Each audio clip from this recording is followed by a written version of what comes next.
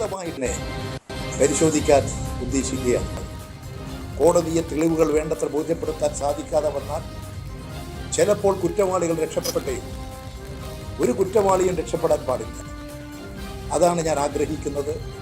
അതാണ് നമ്മുടെ നീതിന്യായ വ്യവസ്ഥയുടെ സർക്കാർ രണ്ടുപേരുടെ. അതുകൊണ്ട് സുപ്രീം കോടതിയിൽ അപ്പീൽ കൊടുക്കണമെന്ന് ഗവൺമെന്റിനോട് അഭ്യർത്ഥിക്കുക. അല്ല, ഇത് ഗവൺമെന്റ് ഞാൻ കൊടുത്ത കേസിന്റെ മേലെയാണ്. അപ്പീലായിട്ടാണ്, സെഷൻസ് കോടതി വിധിക്കെതിരായിട്ടാണ് സുധാകരൻ ഹൈക്കോടതിയിൽ പോയത്. അത് ഗവൺമെന്റ് ഭാഗം ഒരു ഗവൺമെന്റ് കേസായിട്ടാണ് അത് പിന്നീട് വരിക. അതിൽ ഞാനാണ് അതിൽ ഞാനാണ് പരാതിക്കാരൻ എന്നുള്ളത് കൊണ്ട് എനിക്കും നിയമപരമായി പരിശോധിച്ചുകൊണ്ട് സുപ്രീം കോടതിയിൽ പോകാൻ സാധിക്കുമെങ്കിൽ സുപ്രീം കോടതിയിൽ പോകാൻ തന്നെയാണ് ഞാൻ ഉദ്ദേശിക്കുന്നത്.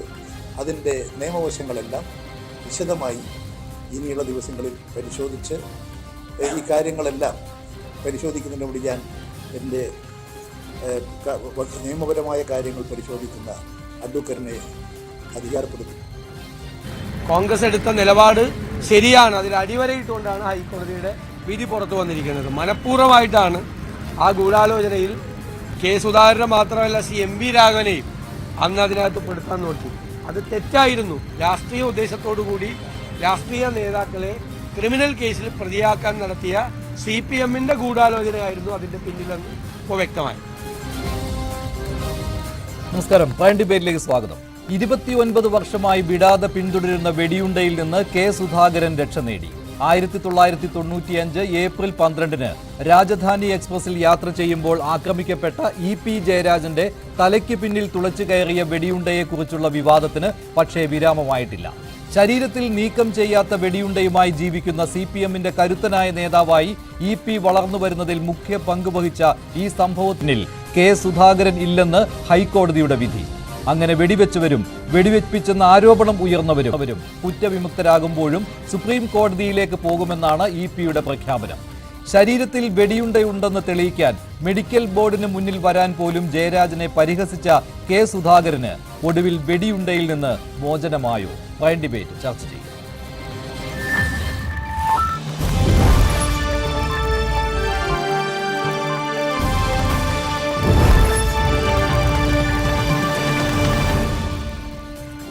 പ്രൈം ഡിബേറ്റിൽ കോൺഗ്രസിനെ പ്രതിനിധീകരിച്ച് ശ്രീ മുഹമ്മദ് ഷമ്മാസ്, CPM-നെ പ്രതിനിധീകരിച്ച് ശ്രീ മുഹമ്മദ് അഫ്സൽ, മാധ്യമപ്രവർത്തകൻ ശ്രീ ജേക്കബ് ജോർജ് എന്നിവരാണ് പങ്കെടുക്കുന്നത്. സുധാകരന്റെ അഭിഭാഷകനായ അഡ്വക്കേറ്റ് സച്ചിൻ അമ്പാട്ടും പ്രൈം ഡിബേറ്റിൽ ചേരും. ഒപ്പം EP ജയരാജനെ ടെലിഫോൺ ലൈനിലും പ്രതീക്ഷിക്കുകയാണ്. ആദ്യം ശ്രീ മുഹമ്മദ് ഷമ്മാസ്, ഇപ്പോൾ ഏറ്റവും ഒടുവിൽ EP ജയരാജനുമായി സംസാരിച്ചപ്പോൾ അദ്ദേഹം പറഞ്ഞ കാര്യമുണ്ട്. ഈ കോടതി വിധി പുറത്തു വന്നതിന് ശേഷം അദ്ദേഹം പറഞ്ഞതാണ്. രാവിലെ അദ്ദേഹം മാധ്യമങ്ങളെ കണ്ടപ്പോൾ പറഞ്ഞതിനേക്കാൾ കൂടുതൽ കാര്യങ്ങൾ അദ്ദേഹം സംസാരിക്കുകയുണ്ടായി. ഈ കേസിന്റെ ഭാവിയെക്കുറിച്ച് അദ്ദേഹത്തിന് കൂടുതൽ പ്രതീക്ഷയുണ്ടെന്നാണ് പറഞ്ഞത്. കാരണം ഹൈക്കോടതി ഇപ്പോൾ വിധി വന്നിരിക്കുന്നത് അത് ചില സാങ്കേതികമായ കാര്യങ്ങളുടെ അടിസ്ഥാനത്തിലാണ്.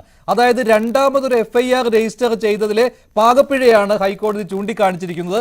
അതിൽ ചില നിയമപരമായ പ്രശ്നങ്ങളുണ്ട്.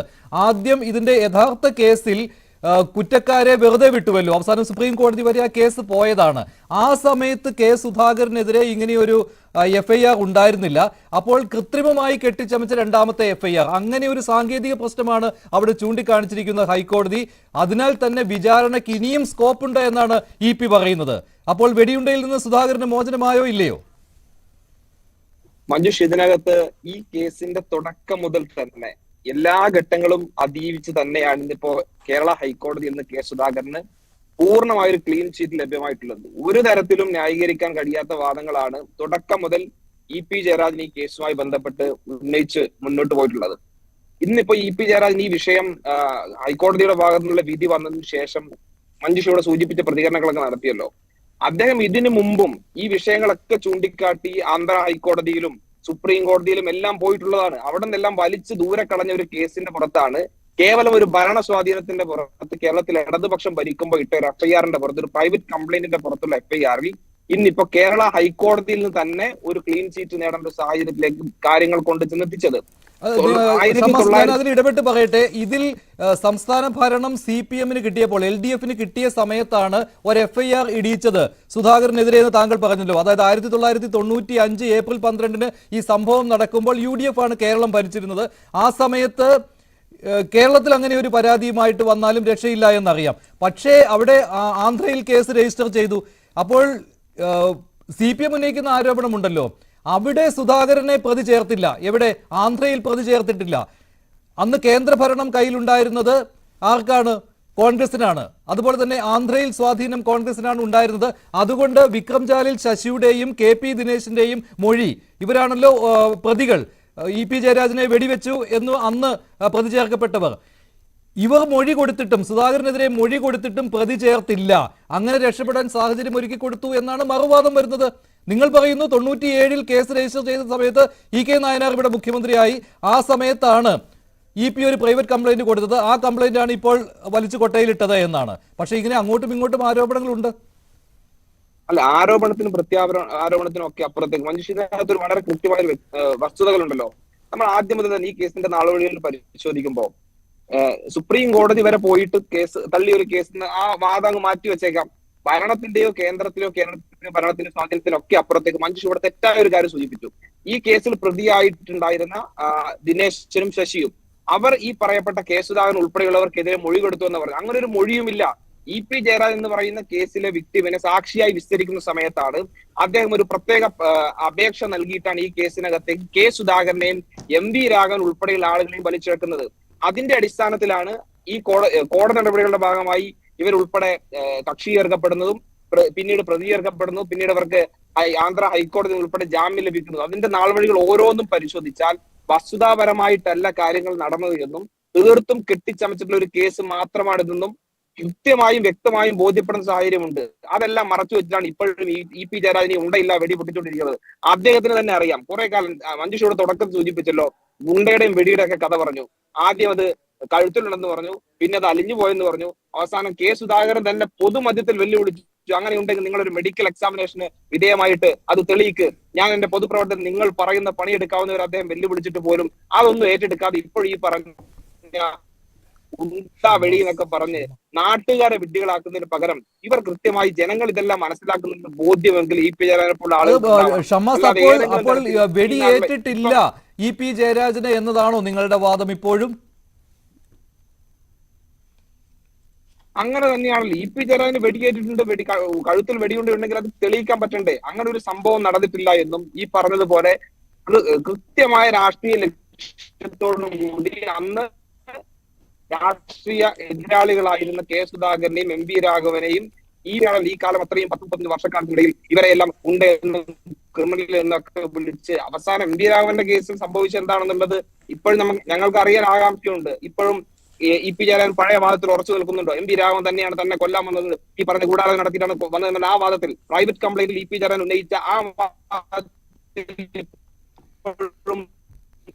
ഉറച്ചു നിൽക്കുന്നുണ്ടോ എന്ന് അറിയാൻ ഞങ്ങൾക്ക് കൗതുകമുണ്ട്. പിന്നീട് രാഷ്ട്രീയ സംഭവ വികാസങ്ങളെ കുറിച്ച് മഞ്ജുഷി ചർച്ച ചെയ്യാൻ ഓർമ്മിപ്പിക്കണോ? ശരി, ശ്രീ മുഹമ്മദ് അഫ്സൽ, ഇവിടെ K സുധാകരനെ വിചാരണയുടെ പോലും ആവശ്യമില്ലാതെയാണ് ഹൈക്കോടതി ഇപ്പോൾ വിടുതൽ നൽകിയിരിക്കുന്നത്.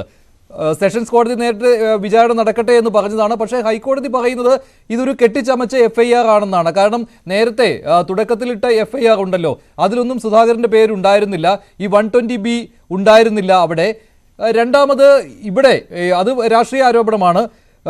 LDF സർക്കാർ അധികാരമേറ്റതിന് ശേഷം സുധാകരനെതിരെ കേരളത്തിലൊരു FIR ഇടിപ്പിക്കുന്നു, സുധാകരനെ അറസ്റ്റ് ചെയ്യുന്നു. ആ അറസ്റ്റ് തന്നെ വളരെ വിവാദമായിരുന്നുവല്ലോ. അദ്ദേഹത്തെ ബലം പ്രയോഗിച്ച് അറസ്റ്റ് ചെയ്തു കൊണ്ടുപോകുന്നതാണ്. ഇപ്പോഴും അത് ഓർത്തെടുക്കാവുന്ന ഒരു സംഭവമാണ്.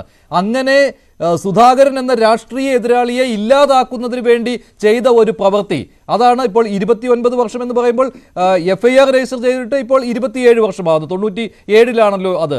അതായത് 27 വർഷമായി ഇതിന് പിന്നാലെയായിരുന്നു സുധാകരൻ. ഒടുവിൽ അദ്ദേഹം വിടുതൽ നേടിയിരിക്കുകയാണ്. എന്നിട്ടും ജയരാജൻ ഇന്ന് പറയുകയാണ് സുധാകരനാണ് തോക്ക് കൊടുത്തുവിട്ട് എന്നെ കൊല്ലിക്കാൻ ശ്രമിച്ചത് എന്ന്.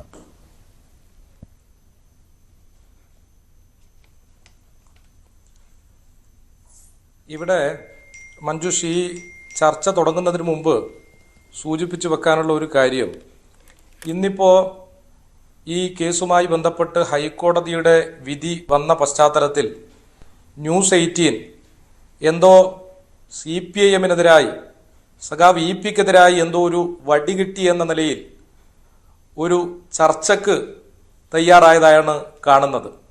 ചർച്ച ഏത് വിഷയത്തിൽ എങ്ങനെ നടത്തണം എന്നതിനെ സംബന്ധിച്ച് ന്യൂസ് 18 തീരുമാനിക്കാനുള്ള എല്ലാവിധ മൗലിക അവകാശങ്ങളുമുണ്ട്. അതിനെയൊന്നും ചോദ്യം ചെയ്യുന്നില്ല. ഇവിടെ ചർച്ച തുടങ്ങുന്നതിന് മുമ്പ് എനിക്കിവിടെ ചൂണ്ടിക്കാണിക്കാനുള്ളത്, കഴിഞ്ഞ ദിവസമാണ് തോമസ് ഐസക്കുമായി ബന്ധപ്പെട്ട് ED ഹൈക്കോടതിയിൽ അപ്പീൽ നൽകി. അപ്പീൽ ഹൈക്കോടതി തള്ളുന്ന ഒരു സ്ഥിതിവിശേഷമുണ്ടായി. ഇവിടെ ന്യൂസ് 18 ഈ വിഷയം ചർച്ച ചെയ്തോ? ഇന്നിപ്പോ കേരള ഗവർണറുമായി ബന്ധപ്പെട്ട് ഹൈക്കോടതി ഒരു വിധി പുറപ്പെടുവിച്ചു. കേരള സർവകലാശാലയിൽ സെനറ്റിലേക്ക് തെരഞ്ഞെടുക്കപ്പെട്ട ആളുകളെ റദ്ദ് ചെയ്യുന്ന ഒരു വിധി. തീർത്തും ഗവർണർക്കെതിരായി വിഷലിപ്തമായ വർഗീയപരമായിട്ടുള്ള ഇടപെടൽ നടത്തുന്ന ഗവർണർക്കെതിരായിട്ടുള്ള വിധിയും ഇന്ന് വന്നു. ഈ വിഷയം ചർച്ച ചെയ്യുന്നതിന് വേണ്ടി ന്യൂസ് 18 തയ്യാറായോ? ഇവിടെ അങ്ങനെയുള്ള ഒരു വിഷയമൊന്നും ഏറ്റെടുക്കാതെ ഇപ്പൊ ഹൈക്കോടതിയിൽ എന്തോ സുധാകരൻ അനുകൂലമായി ഒരു വിധി വന്നിരിക്കുന്നു എന്ന മട്ടിൽ ചർച്ചക്ക് വന്നിരിക്കുകയാണ്. ആരാണ് സുധാകരൻ? ആദ്യ ചോദ്യം ഷമ്മാസിനോട് ചോദിച്ചത് ഇത് സാങ്കേതികമായ ഒരു വിജയം മാത്രമല്ലേ എന്നാണ്. താങ്കൾ എന്തോ ഞാനെന്തോ കരുതിക്കുട്ടി എന്തോ ചെയ്യുന്നത് പോലെയാണ് പറഞ്ഞത്. ശരി, താങ്കൾക്ക് അങ്ങനെ പറയുവാനുള്ള അവകാശമുണ്ട്. ഈ സുധാകരൻ നേടിയ വിജയം സാങ്കേതികമല്ലേ, ആ ഒരു FIR-ന്റെ അടിസ്ഥാനത്തിൽ മാത്രമല്ലേ എന്ന് ഞാൻ ചോദിച്ചത് താങ്കളുടെ ശ്രദ്ധയിൽപ്പെട്ടില്ലായിരിക്കും. അതിന് ഷമ്മാസിനെതിരെ ഞാനത് ആവർത്തിച്ച് ആ കാര്യങ്ങൾ ചോദിക്കുകയും ചെയ്തിരുന്നതാണ്. ശരി, അല്ലാതെ ഇതിനൊരു മുൻവിധിയില്ല, ഇതിലൊരു മുൻവിധിയില്ല. ശ്രീ അഫ്സൽ, താങ്കൾക്ക് തുടരാം. ശരി, താങ്കൾ പറഞ്ഞോളൂ. ന്യൂസ് 18 മാനേജ്മെന്റ് നടത്തിയ പ്രവർത്തനത്തെ സംബന്ധിച്ച് സാന്ദർഭികമായി ചൂണ്ടിക്കാണിച്ചു എന്നുള്ളത് മാത്രമാണ്. ഇവിടെ ഇപ്പോ ഹൈക്കോടതി വിധി വന്നിട്ടുള്ളത് ഡബിൾ ജിയോപാഡിയുമായി ബന്ധപ്പെട്ടാണ്. ഒരു കേസിനകത്ത് 2 FIR നിലനിൽക്കില്ല എന്ന് പറഞ്ഞുകൊണ്ടാണ് ഇന്ന് സാങ്കേതികമായി മാത്രമാണ് ഈ പറയുന്ന കേസ് റദ്ദ് ചെയ്യപ്പെട്ടിട്ടുള്ളത്. അല്ലാതെ ഈ പറയുന്ന ബോൺ ക്രിമിനലായ കണ്ണൂരിൽ അക്രമ രാഷ്ട്രീയത്തിന് നേതൃത്വം കൊടുത്ത സുധാകരൻ ഈ പറയുന്ന ഈ കേസിൽ നിന്ന് രക്ഷപ്പെട്ടു എന്ന നിലയിലേക്കൊന്നും കാര്യങ്ങൾ പോവേണ്ടതില്ല. ഈ വിഷയം ഉണ്ടാവുന്നത് നമുക്കറിയാമല്ലോ. 1995 ഏപ്രിൽ മാസം 12-ാം തീയതിയാണ്. രാജധാനി എക്സ്പ്രസിൽ യാത്ര ചെയ്യുന്ന സമയത്ത് EPA വെടിവെക്കുന്ന സ്ഥിതിവിശേഷം ഉണ്ടായി. വെടിവെച്ച ആളുകൾ ട്രെയിനിൽ നിന്ന് തുള്ളി. പേട്ട ദിനേശൻ ആന്ധ്രയിലെ രാജമുട്രി എന്ന സ്ഥലത്ത് വെച്ച് അവിടെ ജനങ്ങൾ കാണപ്പെടുകയും അദ്ദേഹത്തിന്റെ കയ്യിൽ റിവോൾവർ കണ്ട സന്ദർഭത്തിൽ അവിടെയുള്ള പ്രാദേശിക ജനങ്ങൾ പോലീസിന് വിവരമറിയിച്ചു. ആ പ്രദേശത്ത് മാവോയിസ്റ്റ് ഭീഷണിയുള്ള സ്ഥലമാണ്, മാവോയിസ്റ്റ് ആണ് എന്ന് കരുതിയാണ് ആ ഘട്ടത്തിൽ ഈ പോലീസിന് വിവരം കൊടുത്ത് ഈ പറയുന്ന പേട്ട ദിനേശനെ അറസ്റ്റ് ചെയ്യുന്ന നിലയുണ്ടായിട്ടത്. അദ്ദേഹത്തെ ഈ ആശുപത്രിയിൽ എത്തിച്ചു. ആശുപത്രിയിൽ എത്തിച്ചതിന് ശേഷം പോലീസ് ചോദ്യം ചെയ്തു. പോലീസ് ചോദ്യം ചെയ്ത സന്ദർഭത്തിൽ അദ്ദേഹത്തിന്റെ മൊഴിയാണ്, ഇതാ ഞാൻ പ്രതിപക്ഷ MLA ആയ EP-യെ കൊലപ്പെടുത്താൻ പരിശ്രമിച്ചിട്ടുള്ളതാണ്. അതിന് ഞങ്ങളോട് പറഞ്ഞത് K. സുധാകരനാണ്, ഭരണപക്ഷത്തുള്ള MLA ആണ്, മന്ത്രിയാണ് എന്ന് പറയുന്ന സ്ഥിതിവിശേഷമാണ് ഉണ്ടായിട്ടുള്ളത്. ആ പേട്ട ദിനേശൻ തന്നെയാണ് അവിടെ അന്വേഷണ ഉദ്യോഗസ്ഥന്മാരോട് പറഞ്ഞത്, ഈ സംഭവത്തിൽ എന്റെ കൂടെ ഒരാൾ കൂടി ഉണ്ട്, വിക്രംജാൽ ശശി. അദ്ദേഹം ചെന്നൈയിലേക്ക് ഒരു ട്രെയിനിലേക്ക് പുറപ്പെട്ടിരിക്കുകയാണ് എന്ന് പറഞ്ഞതിന്റെ അടിസ്ഥാനത്തിൽ ഈ പറയുന്ന വിക്രംജാൽ ശശിയെ ചെന്നൈയിൽ വെച്ച് അറസ്റ്റ് ചെയ്തല്ലോ. അറസ്റ്റ് ചെയ്ത സമയത്ത് വിക്രംജാൽ ശശി എന്താ പോലീസിന് കൊടുത്ത മൊഴി ഇന്നും രേഖയായി നമുക്ക് കാണാൻ സാധിക്കുമല്ലോ. അവിടെ വിക്രംജാൽ ശശി പറഞ്ഞിട്ടുള്ളത്, ഞങ്ങളെ സുധാകരൻ EP-യെ കൊലപ്പെടുത്താൻ ഏൽപ്പിച്ചതാണ്, തോക്ക് തന്നത് സുധാകരനാണ്. അതെവിടെയാണ് രേഖപ്പെടുത്തിയിരിക്കുന്നത്? അത് ഒരിടത്തും തെളിയിക്കപ്പെട്ടിട്ടുള്ള ഒരു കാര്യമല്ല. നിങ്ങളുടെ ഒരു രാഷ്ട്രീയ ആരോപണം മാത്രമല്ലേ ശ്രീ അഫ്സൽ? ഞാനത് ഷമ്മാസിനോട് പറഞ്ഞിരുന്നു, ഷമ്മാസിനോട് ചോദിച്ചിരുന്നു, വിക്രംജാൽ ശശിയും KP ദിനേശനും ഇതുപോലെ മൊഴി കൊടുത്തിട്ടുണ്ടല്ലോ എന്ന്. അങ്ങനെ ഒരു മൊഴിയേ ഇല്ല എന്നാണ്. അങ്ങനെയാണെങ്കിൽ സുധാകരനെ അന്ന് തന്നെ 120B പ്രകാരം പ്രതി ചേർക്കുമായിരുന്നുവല്ലോ, അതുണ്ടായില്ല. മൊഴിയുണ്ടെങ്കിൽ എന്നെ K. സുധാകരനും MP രാഘവനെല്ലാം അകത്ത് കിടന്നേനെ. ഇത് CPM തയ്യാറാക്കിയ തിരക്കഥയാണ് അഫ്സൽ ഇവിടെ വന്ന് വായിക്കുന്നത്. മഞ്ജുഷേ, ഇത് ഞാൻ പറയട്ടെ, മഞ്ജുഷേ ഞാൻ പറയട്ടെ, ഇവിടെ കുറ്റസമ്മത മൊഴിയുണ്ട്. 246/1995 Madras central railway station police register ചെയ്തിട്ടുള്ള കുറ്റസമ്മത മൊഴിയിൽ ഈ പേട്ട ദിനേശനും വിക്രംജാൽ ശശിയും പറഞ്ഞ കാര്യത്തെ സംബന്ധിച്ചാണ് ഞാൻ ഇവിടെ സൂചിപ്പിച്ചു വെക്കുന്നത്. ഇവിടെ ഇത് മാത്രമാണോ? ഇവിടെ ഗൂഢാലോചന നടന്നിട്ടുള്ളത് തിരുവനന്തപുരത്ത് വെച്ചാണ്. തിരുവനന്തപുരത്ത് അവിടെ സർക്കാർ മന്ദിരത്തിൽ വെച്ച് ഇവിടെ ഈ പറയുന്ന സുധാകരനും പ്രതികളും തമ്മിൽ ബന്ധപ്പെട്ടിട്ടുണ്ട് എന്നുള്ളത് ഇവിടെ രേഖയാണ്. ഈ വിഷയത്തിനകത്ത് ഇടതുപക്ഷത്തിന്റെ നേതാക്കന്മാർ പറഞ്ഞ അല്ലെങ്കിൽ ഈ പറയുന്ന മറ്റാരെങ്കിലും പറഞ്ഞ കാര്യമല്ല. ഈ കോടതിക്കകത്ത് ഗസ്റ്റ് ഹൗസിനകത്ത് ഈ പറയുന്ന പ്രതികളുമായി ബന്ധപ്പെട്ട് മുന്നോട്ട് പോയിട്ടുണ്ട് എന്നതിനെ സംബന്ധിച്ച് ഗവൺമെന്റ് ഉദ്യോഗസ്ഥന്മാരായിട്ടുള്ള അവിടെ ഫോൺ രേഖ ഉൾപ്പെടെ പരിശോധിച്ചതിന്റെ പശ്ചാത്തലത്തിൽ മൊഴി നൽകിയത് നമുക്ക് കാണാൻ വേണ്ടി സാധിക്കും. പക്ഷേ ഇന്നത്തെ ഹൈക്കോടതി വിധി വായിച്ചു നോക്കിയപ്പോൾ ഇന്നത്തെ ഹൈക്കോടതി വിധി താങ്കൾ വായിച്ചു നോക്കുകയാണെന്ന് ഞാൻ പ്രതീക്ഷിക്കുകയാണ്. 36 പേജുള്ള ഇന്നത്തെ ഹൈക്കോടതി വിധി വായിച്ചു നോക്കുമ്പോൾ ഏപ്രിൽ 27 മുതൽ 1 വരെ അഫ്സൽ ഇന്നത്തെ ഹൈക്കോടതി വിധി വായിച്ചു നോക്കുമ്പോൾ 36 പേജുള്ള സമഗ്രമായ ഒരു വിധിയാണത്. അതിൽ പറയുന്നത് ഈ രണ്ടാമത്തെ FIR ഉണ്ടല്ലോ, 97 രജിസ്റ്റർ ചെയ്ത FIR, അതുപ്രകാരം കുറെ സാക്ഷികളെ ഉണ്ടാക്കിയെടുക്കുകയാണ് ചെയ്തത് എന്നാണ്. അതുകൊണ്ടാണ് ഹൈക്കോടതി തള്ളിക്കളഞ്ഞത്. അതായത് കേസ് നടത്തിപ്പിൽ പോലും ഇവിടെ പരാജയപ്പെടുകയായിരുന്നുവോ? ജയരാജൻ അതും സൂചിപ്പിക്കുകയുണ്ടായി. ഈ കേസ് നടത്തിപ്പിൽ എന്തെങ്കിലും പ്രശ്നങ്ങൾ ഉണ്ടായിട്ടുണ്ടോ എന്നുകൂടി പരിശോധിച്ചു വരികയാണ് എന്ന്. അങ്ങനെയാണെങ്കിൽ അതുകൂടി പരിശോധിക്കേണ്ടി വരുമല്ലോ സ്വാഭാവികമായിട്ടും. അതോ ഈ സാക്ഷികളെ കൃത്രിമമായി ഉണ്ടാക്കിയെടുക്കുകയാണോ ചെയ്തത്? അല്ലെങ്കിൽ ഹൈക്കോടതിക്ക് ബോധ്യമാകുമായിരുന്നല്ലോ. സാധാരണ ഈ വിചാരണ നടക്കട്ടെ എന്നാണ് പല കോടതികളും ഉത്തരവിടാറുള്ളത്. വളരെ അപൂർവമായിട്ടേ വിചാരണ കൂടാതെ തന്നെ പ്രതികളെ വിടുതൽ നൽകാറുള്ളൂ.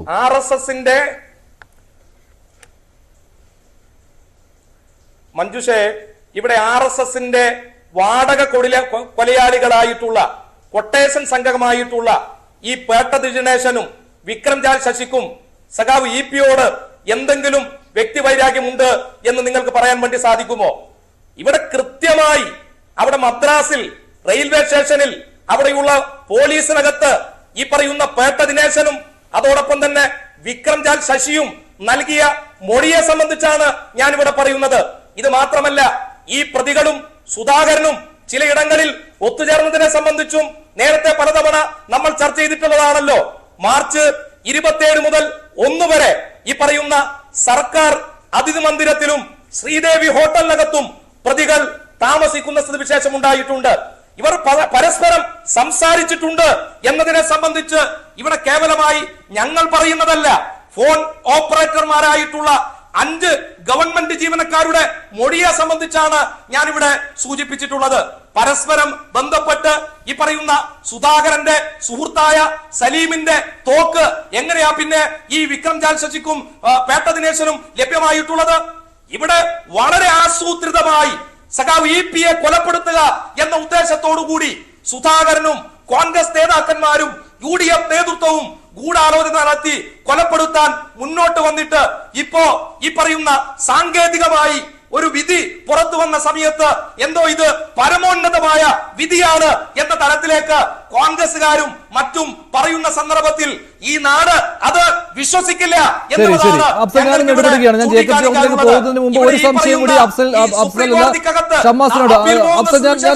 ഞാൻ അഫ്സലിലേക്ക് വരാം.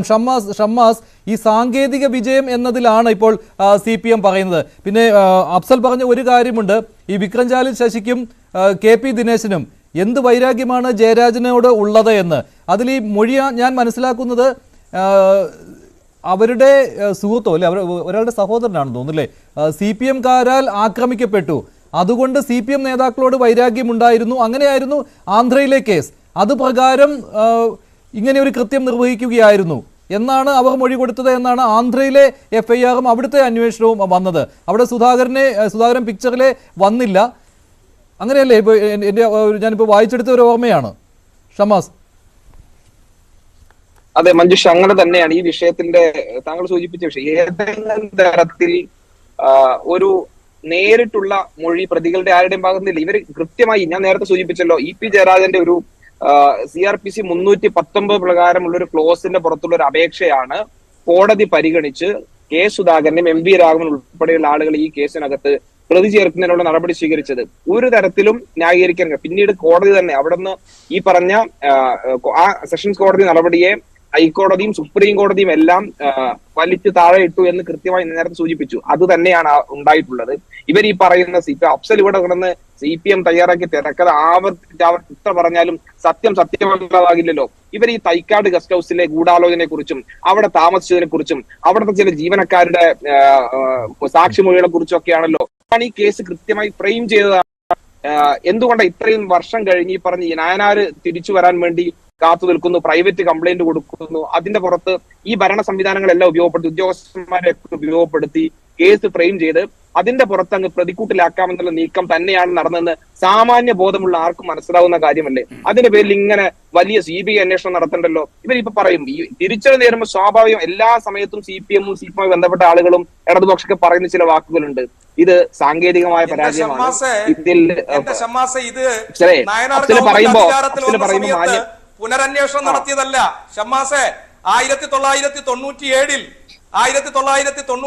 തിരുവനന്തപുരം ജില്ലാ കോടതിയിൽ സഖാവ് EP സ്വകാര്യ അന്യായം ഫയൽ ചെയ്തതിന്റെ ഭാഗമായി കോടതി കേസ് കേസ് രജിസ്റ്റർ ചെയ്യപ്പെട്ടിട്ടുള്ളത്. നിങ്ങളിപ്പോ സുധാകരനെ വല്ലാത്ത നിലയിൽ വെളുപ്പിക്കാനൊന്നും നോക്കേണ്ട കാര്യമില്ല.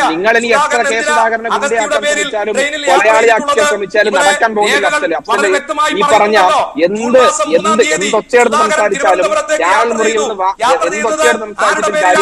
കേരളത്തിലെ പൊതുസമൂഹത്തിന് കെ സുധാകരനെ അറിയാം. അതിൽ ഈ പ്രതിസന്ധികളെയും നിങ്ങളുടെ വേട്ടയാടലിനെയും നിങ്ങളുടെ കൊലപാതക ശ്രമങ്ങളെയും എല്ലാം അതിജീവിച്ച് തന്നെയാണ് കെ സുധാകരൻ നിലനിൽക്കുന്നത്.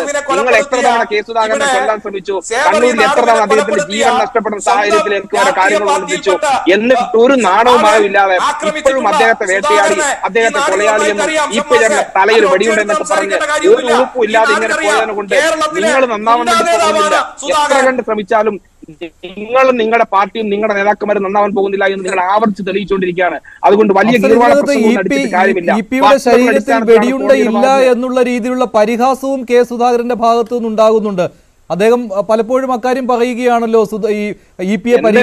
വെല്ലുവിളികളൊന്നും ഇവർ ഏറ്റെടുക്കാത്തത് എന്താണ് ഷമാസ്? ആ വെല്ലുവിളികളൊക്കെ വർഷങ്ങളായി അദ്ദേഹം കെ സുധാകരൻ വർഷങ്ങളായി വെല്ലുവിളിക്കുന്നു. എന്താ ഇപ്പോൾ ഈ ആവേശം ആ വെല്ലുവിളി ഏറ്റെടുക്കുന്ന കാര്യത്തിൽ CPM-നും CPM നേതാക്കന്മാർക്ക് EP ജയരാജനും കാണാത്തത്? ഏത് വെല്ലുവിളിയാണ് പറയുന്നത്? ആരാ പറഞ്ഞത്? ഇന്ന് കേരളത്തിന്റെ മുഖ്യമന്ത്രിയായി പിണറായി വിജയനാണ് പാർട്ടി സെക്രട്ടറി ആയിരിക്കും പറഞ്ഞത് EP ജയരാജന്റെ കഴുത്തിൽ അദ്ദേഹം വെടിയുണ്ടയുമായി നടക്കുന്ന സത്യം നിങ്ങൾക്കറിയില്ല എന്ന് കേരളത്തിലെ മാധ്യമങ്ങളോട് പത്രസമ്മേളനം നടത്തി പറഞ്ഞ ആളാ.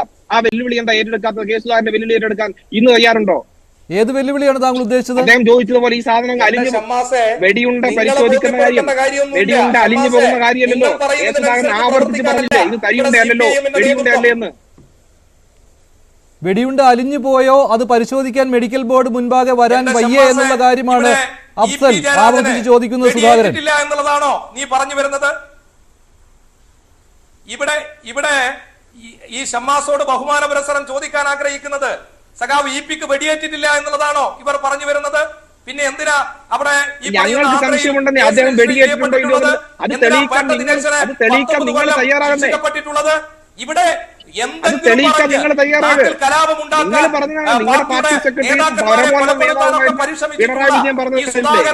വെളുപ്പിക്കുന്നതിന് വേണ്ടി എന്തും പറയുക എന്നുള്ള നിലയിലേക്ക് കോൺഗ്രസ് നേതാക്കളുടെയും അഫ്സലിന്റെയും ഒന്നും സർട്ടിഫിക്കറ്റ് കെ സുധാകരൻ ആവശ്യമില്ല.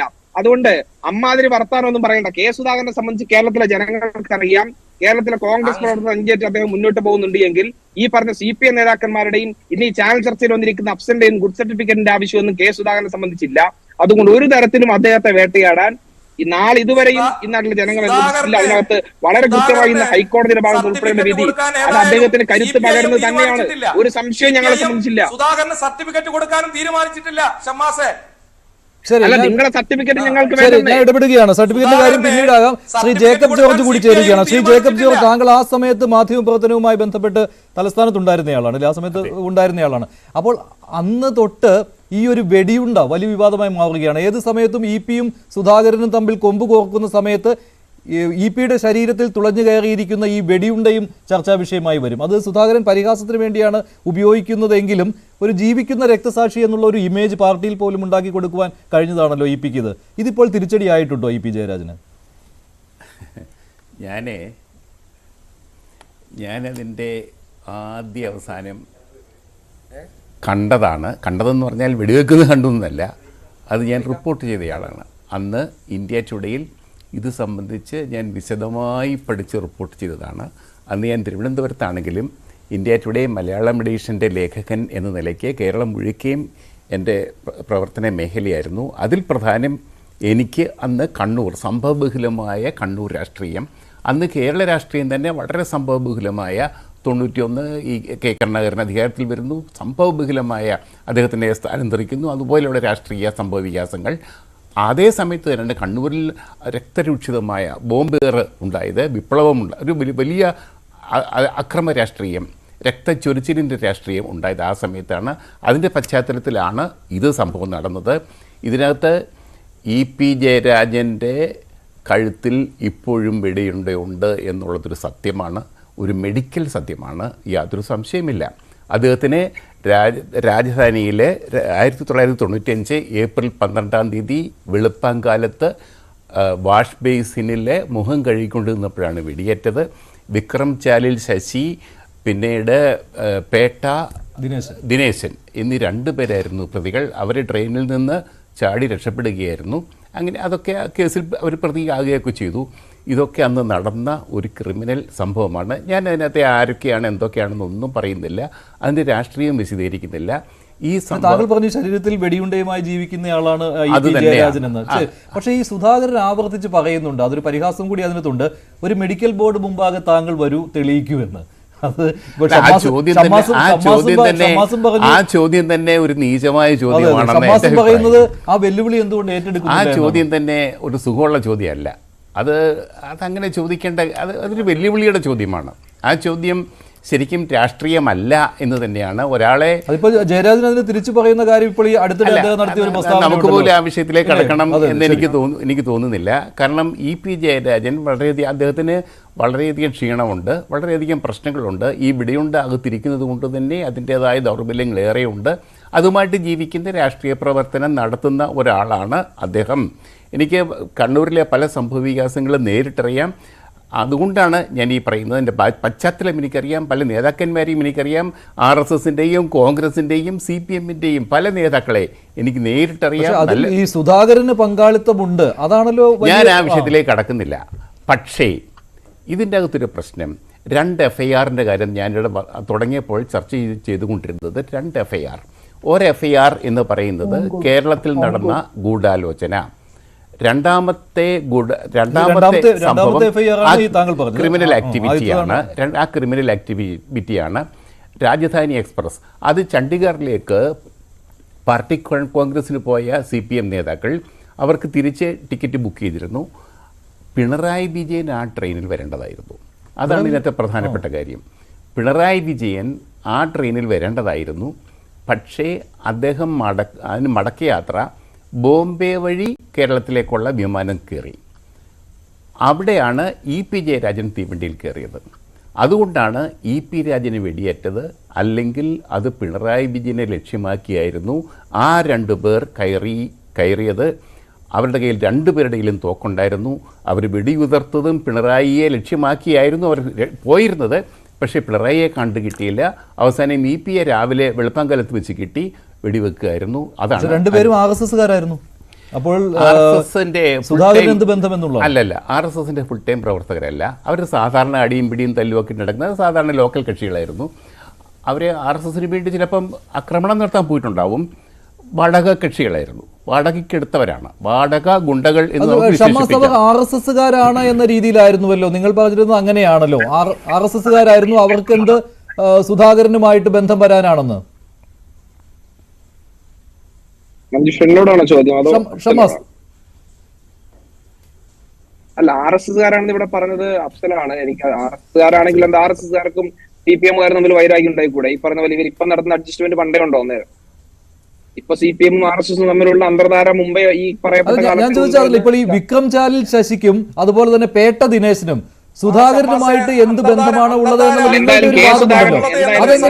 അതെങ്ങനെയാണ്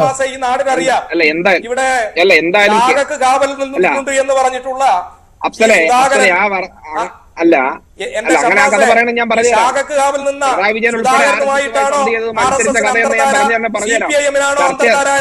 ഞാൻ ആ വിഷയത്തിലേക്കല്ല വന്നത്. ഞാൻ വിക്രം ശശിയുടെയും അതുപോലെ പേട്ട ദിനേശിന്റെയും RSS ബന്ധത്തെ കുറിച്ചായിരുന്നു. അതുപോലെ കോൺഗ്രസിന് അങ്ങനെ ഒരു പ്രശ്നമില്ല അല്ലേ? എന്തായാലും പേട്ട ദിനേശനും വിക്രം ജാലി ശശിയുമായിട്ട് കെ സുധാകരന്റെ ബന്ധമില്ലെന്ന് തെളിഞ്ഞല്ലോ. അവരുടെ RSS ബന്ധവും ഇനി പിണറായി വിജയനായിട്ട് എന്തെങ്കിലും ബന്ധമുള്ളോ എന്നുള്ളതായിരുന്നു നിങ്ങൾ അന്വേഷിക്കും. കാരണം ഈ പറഞ്ഞ വെടികൊണ്ടു എന്ന് പറയുന്ന EP ജയരാജനായിട്ട് എന്തെങ്കിലും ബന്ധമുണ്ടോ എന്നുള്ളത് നിങ്ങൾ അന്വേഷിക്കും. ശരി, ഞാൻ ഇപ്പോൾ സച്ചിൻ അമ്പാട്ട് അദ്ദേഹം പരിശോധിച്ചിട്ട് വരട്ടെ. സച്ചിൻ അമ്പാട്ട് അദ്ദേഹം കെ സുധാകരന്റെ അഭിഭാഷകനായിരുന്നു ഈ കേസിൽ. സച്ചിൻ, ഈ സാങ്കേതിക കാര്യം കൊണ്ട് മാത്രമാണ് ഈ വിടുതൽ കിട്ടിയിരിക്കുന്നത് എന്നുള്ള വാദമുണ്ടല്ലോ, അത് എത്രമാത്രം ശരിയാണ് ഈ കേസിന്റെ ഈ വിധിന്യായം പഠിക്കുമ്പോൾ? നമ്മളിത് കാണുമ്പോഴത്തേക്കും ഇതിന്റെ ആ കേസിന്റെ ബാക്ക്ഗ്രൗണ്ട് ഒന്ന് പരിശോധിക്കുന്നത് നല്ലതായിരിക്കും. ഇത് ഇൻസിഡന്റ് നടന്നത് 95-ല്. അതെല്ലാവർക്കും അറിയാവുന്നതാണ്. കേസിന്റെ ഫാക്ട്സിലേക്ക് ഞാൻ പോകുന്നില്ല. അപ്പൊ അതിനകത്ത് ഇവര് പ്രോസിക്യൂഷന്റെ കേസ് എന്താണെന്ന് വെച്ച് കഴിഞ്ഞാൽ ഇദ്ദേഹത്തിന് ഗൺഷോട്ട് ഏർപ്പെടുകയും അത് ഒരു ക്രൈം രജിസ്റ്റർ ചെയ്യുകയും ഉണ്ടായി. അതിന് എന്നിട്ട് ശ്രീ സുധാകരൻ അടക്കം അക്യൂസ്ഡ് ആയിരുന്നു. എന്നിട്ട് അതിനകത്ത് ചാർജ് ഷീറ്റ് ചെയ്തപ്പോഴത്തേക്കും ശ്രീ ശശിയെയും ശ്രീ കെ ദിനേശ് ഇവരെ രണ്ടുപേരുമാണ് ഈ ക്രൈം കഴിഞ്ഞ് ഇൻവെസ്റ്റിഗേഷൻ കഴിഞ്ഞ് ഇവരെ ചാർജ് ഷീറ്റ് ചെയ്യപ്പെട്ടത്. ട്രയൽ നടന്നു. ആ ട്രയൽ നടന്നു കഴിഞ്ഞിട്ട് ഇവരെ ഇതിനകത്തെ ഈ ക്രൈമിലെ രണ്ടാം പ്രതിയെ കൺവിക്ട് ചെയ്തു. ആ ആള് അപ്പീല് പോയിട്ട് ആ അപ്പീലിലാണ് കൺവിക്ട് ചെയ്ത് കഴിഞ്ഞിട്ട് അദ്ദേഹത്തിന് അപ്പീൽ പോകാനായിട്ടൊരു അവസരം ഉണ്ടായി. ആ അപ്പീലില് IPC 120B 307 പ്രകാരമുള്ള കൺവിക്ഷൻ കോടതി സെറ്റ് അസൈഡ് ചെയ്യുകയും അതിനകത്ത് ആംസ് ആക്ടിലെ പ്രൊവിഷൻസ് പ്രകാരം അദ്ദേഹത്തിന്റെ കൺവിക്ഷൻസ് അപ്ഹോൾഡ് ചെയ്യാൻ കൂടെയാണ് ചെയ്തത്. അതായത് ഈ കേസിൽ ആകെ ഈ ആയുധം കൈവശം വെച്ചു എന്നത് മാത്രം, അത് പേട്ട ദിനേശിനെതിരെ ഉണ്ടായിരുന്നു, അത് മാത്രമേ അവസാനം നിലനിന്നുള്ളൂ. ഗൂഢാലോചന കേസ് തെളിയിക്കാൻ കഴിഞ്ഞില്ല, വധശ്രമവും തെളിയിക്കാൻ കഴിഞ്ഞില്ല അവസാനം, അല്ലേ? കേസിന്റെ അവസാനം അങ്ങനെയായിരുന്നു. അതെ. ഇതിനെ തുടർന്നാണ് ശ്രീ EP ജയരാജൻ ട്രിവാൻഡ്രം JFCM കോടതിയെ ഒരു പ്രൈവറ്റ് കംപ്ലൈന്റ് മുഖേന അപ്രോച്ച് ചെയ്തിട്ട് ആ കംപ്ലൈന്റിൽ അദ്ദേഹം ശ്രീ സുധാകരനെതിരെ അലിഗേഷൻസ് പറഞ്ഞു. അതില് ഈ നേരത്തെ ആദ്യത്തെ കേസിലുണ്ടായിരുന്ന സെക്ഷൻ 307 IPC, സെക്ഷൻ 120B ഇതെല്ലാം ചേർത്ത് അദ്ദേഹം പ്രൈവറ്റ് കംപ്ലൈന്റ് കൊടുക്കുകയുണ്ടായി. അത് വെരി സെയിം ഇൻസിഡന്റ് ആയിരുന്നു. ഈ ചെറുള പോലീസ് സ്റ്റേഷൻ കേസ് രജിസ്റ്റർ ചെയ്ത ക്രൈം നമ്പർ 14/95 രജിസ്റ്റർ ചെയ്ത് അന്ന് രജിസ്റ്റർ ചെയ്ത അതേ ക്രൈം നമ്പറിലെ അലിഗേഷൻസ് വെച്ചിട്ടാണ് അന്ന് പ്രൈവറ്റ് കംപ്ലൈന്റ് മൂവ് ചെയ്തത്. ഈ മജിസ്ട്രേറ്റ് കോടതി ഈ കംപ്ലൈന്റ് തമ്പാനൂർ പോലീസ് സ്റ്റേഷനിൽ ഫോർവേഡ് ചെയ്തു. തമ്പാനൂർ പോലീസ് എന്നിട്ട് ക്രൈം രജിസ്റ്റർ ചെയ്തു. കോടതി അതിന് കോഗ്നൈസൻസ് എടുത്ത് അത് SC 1471/2001 ട്രിവാൻഡ്രം അഡീഷണൽ സെഷൻസ് കോർട്ടിൽ അത് പെൻഡിംഗ് ആയിരിക്കുകയാണ്. ശ്രീ സുധാകരൻ അവിടെ ഡിസ്ചാർജ് പെറ്റീഷൻ ഫയൽ ചെയ്യുന്നത്. ആ ഡിസ്ചാർജ് പെറ്റീഷൻ ഡിസ്മിസ് ചെയ്തതിനെ തുടർന്നാണ് അദ്ദേഹം ഹൈക്കോടതിയിൽ ഈ ക്രിമിനൽ RP ഫയൽ ചെയ്ത് ആ ഡിസ്ചാർജ് പെറ്റീഷൻ തള്ളിയ ഓർഡറിനെ ചലഞ്ച് ചെയ്ത് ഹൈക്കോടതി അപ്രോച്ച് ചെയ്യുന്നത്. എന്നിട്ട് ഹൈക്കോടതി അത് വിശദമായി വാദം കേട്ട് സർക്കാർ അഭിഭാഷകനെ കേട്ട് സുധാകരന്റെ ശ്രീ EP ജയരാജന്റെ അഭിഭാഷകനെ കേട്ട് എന്നിട്ടാണ് കോടതി ഒരു വളരെ കോംപ്രിഹെൻസീവ് ആയിട്ടുള്ള ഒരു ജഡ്ജ്മെന്റ്, നേരത്തെ ഒരാൾ സൂചിപ്പിക്കുകയുണ്ടായി, 36 പേജസ് ആണ് ഈ ജഡ്ജ്മെന്റ്. ഈ വളരെ കോംപ്രിഹെൻസീവ് ആയിട്ടുള്ള ഒരു ജഡ്ജ്മെന്റ് ആണ് കോടതി പറഞ്ഞിരിക്കുന്നത്. അതിനകത്ത് കോടതി പറഞ്ഞിരിക്കുന്നത് ഫൈൻഡിങ് എന്ന് പറയുന്നത് ഈ the crime registered by Tambanur police station is an FIR which is not maintainable since there was a concluded trial before the Sessions Court Ongole with respect to the same incident and the present proceedings is unsustainable എന്നുള്ളൊരു ഫൈൻഡിങ്ങിനാണ് കോടതി ദീർഘമായ വാദങ്ങൾ കേട്ട് supreme കോടതിയുടെ പല പ്രീസിഡൻസും പരിശോധിച്ചിട്ട് adopt ചെയ്തേക്കുന്ന ഒരു കൺക്ലൂഷൻ. അല്ല, ഇതിപ്പോൾ ഓൺകോളിലെ ആ ഒരു അന്വേഷണം കഴിഞ്ഞു, അവിടെ സെഷൻസ് കോടതി നടപടികൾ അവസാനിപ്പിച്ചതാണ്. അതുകൊണ്ട് ഈ രണ്ടാമത്തെ എഫ്ഐആർ അത് നിലനിൽക്കുന്നതല്ല എന്നാണല്ലോ ഹൈക്കോടതി കണ്ടെത്തിയിരിക്കുന്നത്. പക്ഷേ പല കേസുകളിലും ഇത്തരത്തിൽ ഈ തുടരന്വേഷണം വന്നിട്ടുള്ളതല്ലേ? ഗൂഢാലോചന പിന്നീട് അന്വേഷിച്ചിട്ടുള്ളതും അതിൽ പ്രതികളെ ചേർത്തിട്ടുള്ളതുമല്ലേ? എന്തുകൊണ്ട് ഹൈക്കോടതി അതിലേക്ക് പോയില്ല? ഇപ്പോൾ വിചാരണ കോടതി നേരത്തെ പറഞ്ഞിരുന്നത് ട്രയൽ നടക്കട്ടെ എന്നായിരുന്നു. പക്ഷേ എന്തുകൊണ്ട് ഹൈക്കോടതി ഇതിൽ ട്രയൽ വേണ്ട, സുധാകരനെ വിചാരണ ചെയ്യേണ്ട ആവശ്യമില്ല എന്ന കണ്ടെത്തലിലേക്ക് പോയി? അത് ഈ FIR അത് നിലനിൽക്കുന്നതല്ല എന്ന് കണ്ടുകൊണ്ട് മാത്രമാണോ? ചോദ്യം വ്യക്തമായില്ല. ഈ FIR-ന്റെ ഈ രണ്ടാമത് തമ്പാനൂർ പോലീസ് രജിസ്റ്റർ ചെയ്ത FIR അത് മെയിൻറ്റെയിനബിൾ അല്ല എന്നുള്ള ഒറ്റ കാരണം ചൂണ്ടിക്കാണിച്ചുകൊണ്ടാണോ ഹൈക്കോടതി തള്ളിയത്, ഇത് മുന്നോട്ട് കൊണ്ടുപോകേണ്ട ആവശ്യമില്ല എന്ന്? അതായത് സുധാകരന്റെ അപ്പീൽ അനുവദിച്ചത്. സുധാകരന്റെ അപ്പീൽ അനുവദിച്ചത് ഇതിനു മുമ്പ് ഹൈക്കോടതിയും സുപ്രീം കോടതിയും ഈ ഇഷ്യൂവിൽ ഈ സിമിലർ ഇഷ്യൂവിൽ എടുത്ത പ്രീസിഡൻസിന്റെ ബേസിസിലാണ്. ലീഗലി സ്പീക്കിംഗ് ആ പ്രിൻസിപ്പിൾസ് ഈ കേസിൽ അപ്ലൈ ചെയ്തുകൊണ്ടാണ് കോടതി അങ്ങനെ ഒരു കൺക്ലൂഷനിലേക്ക് എത്തിയത്. ശരി ഷമാസ്, അതിനകത്ത് മറ്റൊരു കാര്യം കൂടിയുണ്ട് ഷമാസ്. ഇതിപ്പോൾ താങ്കൾ നേരത്തെ പറഞ്ഞു EK നായനാർ അധികാരം ഏറ്റെടുത്തതിന് ശേഷം, LDF സർക്കാർ അധികാരത്തിൽ വന്നതിന് ശേഷം സുധാകരൻ ഈ പ്രൈവറ്റ് കംപ്ലൈന്റുമായി പോയി എന്ന്. കോടതിയുടെ നിർദ്ദേശപ്രകാരമാണ് അന്ന് തമ്പാനൂർ പോലീസിന് കേസെടുക്കേണ്ടി വന്നത്. അത് താങ്കൾ മറച്ചു വെക്കുകയാണല്ലോ ഷമാസ്. അല്ല, ഞാൻ തുടക്കത്തിൽ തന്നെ പറഞ്ഞല്ലോ മഞ്ജുഷ്, ഇതിനകത്ത് എല്ലാ തരത്തിലുള്ള നടപടികളും സർക്കാരിന്റെയും കോടതികളുടെ ഭാഗമായിട്ട് നേരിട്ടിട്ടുണ്ട്. അതെല്ലാം അതിജീവിച്ചിട്ട് തന്നെയാണ് നിൽക്കുന്നത്. ഇവിടെ ആദ്യഘട്ടത്തിൽ പറഞ്ഞ ഏതെങ്കിലും തരത്തിൽ FIR-ന്റെ ഒരു സാങ്കേതികത്വം ഇവിടെ 36 പേജുകളിൽ വളരെ വ്യക്തമായി ഓരോ കാര്യങ്ങളും സ്പെസിഫിക് ആയി എടുത്തു പറയുന്നുണ്ട്. വളരെ വസ്തുനിഷ്ഠമായി തന്നെ ഇവർ ഓരോ ആളുകളുടെയും മൊഴിയും അതുമായി ബന്ധപ്പെട്ട കേസിന്റെ മറ്റു വിശദാംശങ്ങളിലേക്കും അതിന്റെ പശ്ചാത്തലത്തിലേക്കും എല്ലാം ഇന്ന് ഹൈക്കോടതി വിധിയിൽ വളരെ വ്യക്തമായി പറയുന്നുണ്ട്. അതിന്റെ മറ്റൊരു വശം കൂടെ ഞാൻ പറയട്ടെ. ഇന്ന് PP ജയരാജന്റെ അതൊരു മുനവച്ചുള്ള സംസാരമാണെങ്കിലും അദ്ദേഹം അത് പ്രകടിപ്പിക്കുകയുണ്ടായി. കാരണം ഈ 2016 മുതൽ ഇങ്ങോട്ട് ഈ പറഞ്ഞ ക്രിമിനൽ റിവിഷൻ പെറ്റീഷൻ ഫയൽ ചെയ്തതുമായി ബന്ധപ്പെട്ട് ഇങ്ങോട്ട് ഹൈക്കോടതിയിൽ തന്നെ ഈ കേസ് പരിഗണിക്കുമ്പോൾ വിവിധ ഘട്ടങ്ങൾ ഇതുമായി ബന്ധപ്പെട്ട വാദങ്ങൾ നടന്നു, പ്രതിവാദങ്ങൾ നടന്നു. അങ്ങനെ ഏറ്റവും ഒടുവിൽ ഇന്നിപ്പോ അതിന്റെ ഒരു അന്തിമ തീർപ്പിലേക്ക് എത്തി. ഇക്കാലയളവിൽ 2016 മുതൽ ഇങ്ങോട്ട് ബാധിച്ചുള്ള അഭിഭാഷകരാര ഏതെങ്കിലും തരത്തിൽ കോൺഗ്രസ് വെച്ചിട്ടുള്ള ആളുകളൊന്നും അല്ലല്ലോ. EP ജയരാജന്റെ രക്തസാക്ഷി എന്നൊക്കെ പറഞ്ഞ് കൊണ്ടു നടക്കുന്ന ആളുടെ കേസിൽ ഇനി സർക്കാരിന് എന്തെങ്കിലും വീഴ്ച പറ്റിയോ, അല്ലെങ്കിൽ സർക്കാർ അഭിഭാഷകർക്ക് അത് നടത്തിപ്പിൽ വീഴ്ച പറ്റിയതാണോ? അങ്ങനെയാണെങ്കിൽ അത് പറ. അല്ല, കോടതിയുടെ ഭാഗത്ത് ഇവർ കോടതിയുടെ ഭാഗത്ത് ഏതെങ്കിലും തരത്തിലുള്ള വിധികൾ വരുമ്പോൾ ആരുടെയെങ്കിലും തലയിൽ കെട്ടിവെക്കാനുള്ള ഒരു ശ്രമം ഉണ്ടാവുമല്ലോ. അതൊന്നിക്കൽ കോടതിയുടെ മെക്കെട്ട് കയറും, അല്ലെങ്കിൽ ജഡ്ജിയുടെ മെക്കെട്ട് കയറും, അല്ലെങ്കിൽ ഇതിനകത്ത് വാദിയാളുടെ അങ്ങനെ വ്യത്യസ്ത ന്യായീകരണങ്ങൾ CPM-ന് പലപ്പോഴും ഉണ്ടാവും. ഇപ്പൊ 2016 മുതൽ ഇങ്ങോട്ട് ഈ റിവിഷൻ പെറ്റീഷനുമായി ബന്ധപ്പെട്ട് ഹൈക്കോടതിയിൽ നടന്ന വാദങ്ങളിൽ ഏതെങ്കിലും തരത്തിൽ സർക്കാർ അഭിഭാഷകർക്കോ EP ജയരാജൻ അഭിഭാഷകർക്കോ വീഴ്ച പറ്റിയോ? അങ്ങനെ ഉണ്ടെങ്കിൽ അത് ബോധപൂർവമായിരുന്നോ, അല്ല വസ്തുതയുടെ അടിസ്ഥാനത്തിലാണോ എന്താണെന്നുള്ള ഒരു വ്യക്തത അറിയാൻ ഞങ്ങൾക്കും താല്പര്യമുണ്ട്. വളരെ വ്യക്തമാണ്. ഇതിലേക്ക് ഈ പറഞ്ഞ വിശദമായ അന്വേഷണത്തിലേക്കോ വലിയ കൂലങ്കഷമായ ആലോചനയിലേക്കോ ഒന്നും പോകേണ്ട കാര്യമില്ല. എല്ലാ കാര്യങ്ങളും കൃത്യമായി പരിശോധിച്ചിട്ട് തന്നെയാണ്. അല്ലാതെ ഇവിടെ അപ്സര സൂചിപ്പിക്കുന്ന ഏതെങ്കിലും സാങ്കേതിക കാരണങ്ങൾ പറഞ്ഞോ, FIR-ന്റെ കേസ് പറഞ്ഞോ, 2 സംസ്ഥാനത്തിലുള്ള FIR നിലനിൽക്കില്ല എന്ന കാരണം പറഞ്ഞൊന്നുമല്ല. കൃത്യമായി വസ്തുതകൾ പരിശോധിച്ച് തന്നെയാണ്, അതിന്റെ എല്ലാ ആഴത്തിലേക്കും പരപ്പിലേക്കും പോയിട്ട് തന്നെയാണ് ബഹുമാനപ്പെട്ട കേരള ഹൈക്കോടതിയിൽ നിന്ന് അത്തരമൊരു വിധി ഉണ്ടായിരിക്കുന്നത്. അതിനകത്ത് ഒരു ആശങ്കയും ഒരു തരത്തിലുള്ള സംശയത്തിനും ഇടയില്ലാത്ത വിധം തന്നെ പറയാൻ വേണ്ടി കഴിയും. ഈ കാര്യം ഒരു കെട്ടിച്ചമച്ച കേസിന്റെ ജേക്കബ് ജോർജ് പറഞ്ഞ ഒരു കാര്യമുണ്ട്. അദ്ദേഹം ആ സമയത്ത് ഈ വിഷയങ്ങൾ റിപ്പോർട്ട് ചെയ്തിട്ടുള്ള ആളാണ്.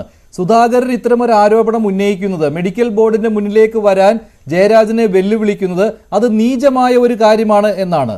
എത്ര രാഷ്ട്രീയം അതിലുണ്ടെങ്കിൽ അല്ല ജേക്കബ് ജോർജിനോടുള്ള എല്ലാ ബഹുമാനവും നിലനിർത്തിക്കൊണ്ട് തന്നെ പറയട്ടെ, അദ്ദേഹം സുധാകരനെതിരെ ഈ പറഞ്ഞ നിങ്ങൾ ഈ ഇത്രയും വർഷക്കാലം 95 ഈ സംഭവം നടന്ന് ഇന്നിപ്പോ 2024 എത്തി നിൽക്കുമ്പോൾ ഇത്രയും വർഷക്കാലം അദ്ദേഹത്തെ വേട്ടയാടിയത് EP ജയരാജനെ വെടിവെച്ചുവെന്നും കൊല്ലാൻ ശ്രമിച്ചുവെന്നും പിണറായി വിജയനാണ് ലക്ഷ്യമിട്ടതെന്നും അങ്ങനെ വ്യത്യസ്ത തലത്തിൽ അദ്ദേഹത്തെ വേട്ടയാടിയത്, അദ്ദേഹത്തെ ഈ പറഞ്ഞ എല്ലാ പീഡനങ്ങൾക്കും ഇരയാക്കിയത് നിരന്തരമായി രാഷ്ട്രീയമായും അല്ലാതെയും അദ്ദേഹത്തെ വേട്ടയാടിയതൊന്നും നീചമായിട്ട് ജേക്കബ് ജോർജിന് തോന്നുന്നില്ല. മറിച്ച് ഈ പറഞ്ഞ ഒരു മെഡിക്കൽ എക്സാമിനേഷന് എന്തുകൊണ്ട് വിധേയമാകുന്നില്ല എന്ന് ചോദിച്ചതാണ് വലിയ അപഹാസ്യമായ അല്ലെങ്കിൽ ഈ പറഞ്ഞ ഏതെങ്കിലും തരത്തിൽ മോശപ്പെട്ട ഒരു കാര്യം, നീചമായ ഒരു കാര്യമായിട്ട് ഈ അദ്ദേഹത്തിന് തോന്നിയില്ലെങ്കിൽ അദ്ദേഹത്തോട് എനിക്ക് മറ്റൊന്നും പറയാനില്ല.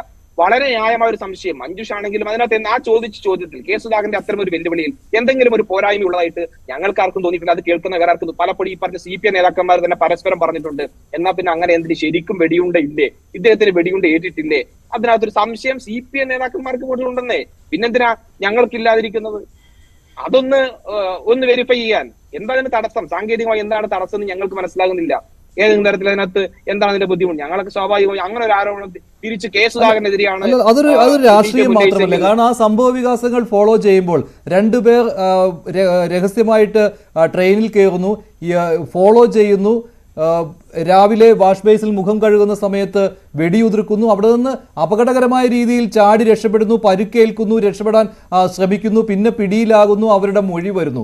എന്നിട്ടും നിങ്ങൾ പറയുന്നത് ഇ പി ജയരാജന് വെടിയേറ്റിട്ടില്ല എന്നാണ്. എത്രയോ കാലം അദ്ദേഹം ചികിത്സയിലായിരുന്നു. ഷമാസ്, ജേക്കബ് ജോർ ആർഗ്യുമെന്റിന്റെ അല്ല ഞാൻ പറയുന്നത്. ഞങ്ങൾ ഇതിനകത്ത് സംശയം ജനിപ്പിക്കുന്നത് എവിടെയാണെന്നറിയോ? ഇ പി ജയരാജന് ആക്രമേറ്റിട്ടുണ്ടാകാം, അതിനകത്ത് അദ്ദേഹത്തിന് പരിക്ക് പറ്റിയിട്ടുണ്ടാകാം. അത് വെടിയുണ്ട തന്നെയാണോ ഈ പറഞ്ഞതുപോലെ വെടിവെച്ച്? അതൊക്കെ ഒന്ന് ഉറപ്പുവരുത്താൻ ഇന്ന് അദ്ദേഹം ഞങ്ങളിത് ആവർത്തിച്ച് ഞങ്ങൾ ഉന്നയിക്കാൻ കാരണം ഈ വർഷങ്ങളിലെല്ലാം ഈ പറഞ്ഞ നേതാക്കൾ വളരെ കൃത്യമായി CPM-ന്റെ ഉത്തരവാദിത്തപ്പെട്ട നേതാക്കൾ എല്ലാം എന്ത് ചെയ്യാണ്? അത് ഓൺ ചെയ്യാണ്. ഇ പി ജയരാജന്റെ കഴുത്തിൽ വെടിയുണ്ടുണ്ട്, തലയിൽ അദ്ദേഹം അതും കൊണ്ട് നടക്കുകയാണ്, ആരോഗ്യ പ്രശ്നങ്ങൾ ഉണ്ടെന്നൊക്കെ പറഞ്ഞ് അദ്ദേഹം ഇങ്ങനെ അത് പറഞ്ഞുകൊണ്ടിരിക്കുകയാണ്. അത് അങ്ങ് അംഗീകരിച്ച് മുന്നോട്ട് പോകാൻ കഴിയില്ല. അതുകൊണ്ടാണ് കെ സുധാകരൻ അങ്ങനെ വെല്ലുവിളിക്കുന്നത്. അത് അന്നത്തെ മെഡിക്കൽ സാഹചര്യം, അന്നത്തെ ചികിത്സ, ഇതെല്ലാം പരിഗണിച്ചുകൊണ്ടാണ് അദ്ദേഹത്തിന് ആ വെടിയുണ്ട എടുത്താൽ ഉണ്ടാകുന്ന പ്രശ്നങ്ങൾ ഇതെല്ലാം ഇല്ലേ? അതിന് നിങ്ങൾ ഒരു ശാരീരിക ബുദ്ധിമുട്ട് അനുഭവിക്കുന്ന ഒരാളെ നിങ്ങൾ എപ്പോഴും വേട്ടയാടിക്കൊണ്ടിരിക്കുകയാണ്. പക്ഷേ ഷമാസ് പറഞ്ഞ മറ്റൊരു കാര്യമുണ്ട്, ശ്രീ ജേക്കബ് ജോർജ്, സുധാകരനെതിരെയും നിങ്ങൾ ഈ ആരോപണം ഉന്നയിക്കുന്നില്ലേ? സുധാകരനാണ് വെടിവെപ്പിച്ചതെന്ന്. ഷമാസ് പറഞ്ഞതിനോട് ജേക്കബ് ജോർജ് പറഞ്ഞില്ല, അത് പക്ഷേ CPM പറയുന്ന കാര്യം ഞാനത് പറയല്ല. ഞാൻ ആരാണ് വെടിവെച്ചതെന്നോ ആരാണ് വെടിവെപ്പിച്ചതെന്നോ ഒന്നും പറയല്ല.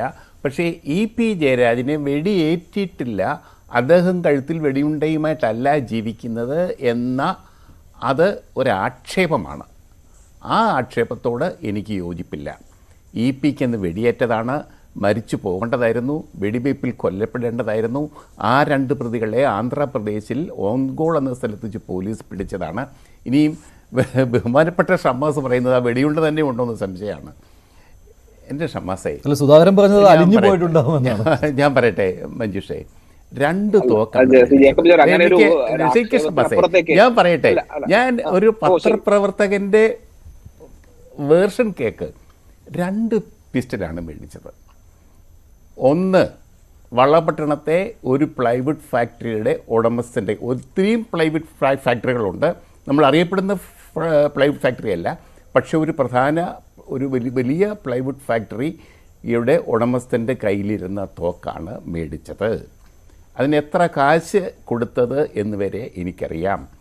ആരാണ് മേടിച്ചത് എന്ന് എനിക്കറിയാം. ഞാൻ പറയുന്നില്ല ഷമാസ്. 2ാമത്തെ തോക്ക് മേടിച്ചത് കാസർഗോഡ് നിന്നാണ്. 2 പിസ്റ്റലാണ് മേടിച്ചത്. 2ാമത്തെ തോക്ക് മേടിച്ചത് കാസർഗോഡ് ഒരാളുടെ കയ്യിൽ നിന്നാണ്. ആരുടെ കയ്യിൽ നിന്നാണ് എനിക്കറിയാം. പോലീസിന് നന്നായിട്ടറിയാം. കേരള പോലീസ് അതെല്ലാം ചോദ്യം ചെയ്താണ്. അതിലൊരാളെ മാപ്പുസാക്ഷിയാക്കി കുറ്റപത്രത്തിലുണ്ട്. കുറ്റപത്രത്തിലുണ്ട്. മാപ്പുസാക്ഷിയാക്കിയതാണ് ഒരാളെ. ഞാൻ പറയട്ടെ പ്ലീസ്.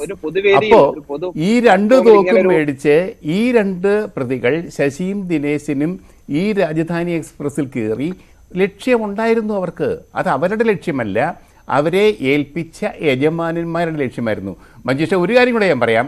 അന്ന് എൻ്റെ ഇന്ത്യ ടുഡേയിൽ ഇത് സംബന്ധിച്ച് അതിവിശദമായ റിപ്പോർട്ടുണ്ട്. ആ റിപ്പോർട്ടിൽ പറയുന്ന അന്ന് ഞാൻ തന്നെ എഴുതിയ കാര്യങ്ങൾ പോലും ഞാൻ ഇപ്പോൾ പറയുന്നില്ല. വർഷങ്ങൾ 10-30 വർഷം കഴിഞ്ഞിരിക്കുന്നു. അതുകൊണ്ട് ഞാൻ കൂടുതൽ പറയുന്നില്ല. പക്ഷേ ഇ പി ജയരാജന് വെടിയേറ്റിട്ടില്ല. അദ്ദേഹം കഴുത്തിൽ വെടിയുണ്ട കൊണ്ടല്ല ജീവിക്കുന്നത് എന്ന് പറയുന്നത് സങ്കടകരമാണ്.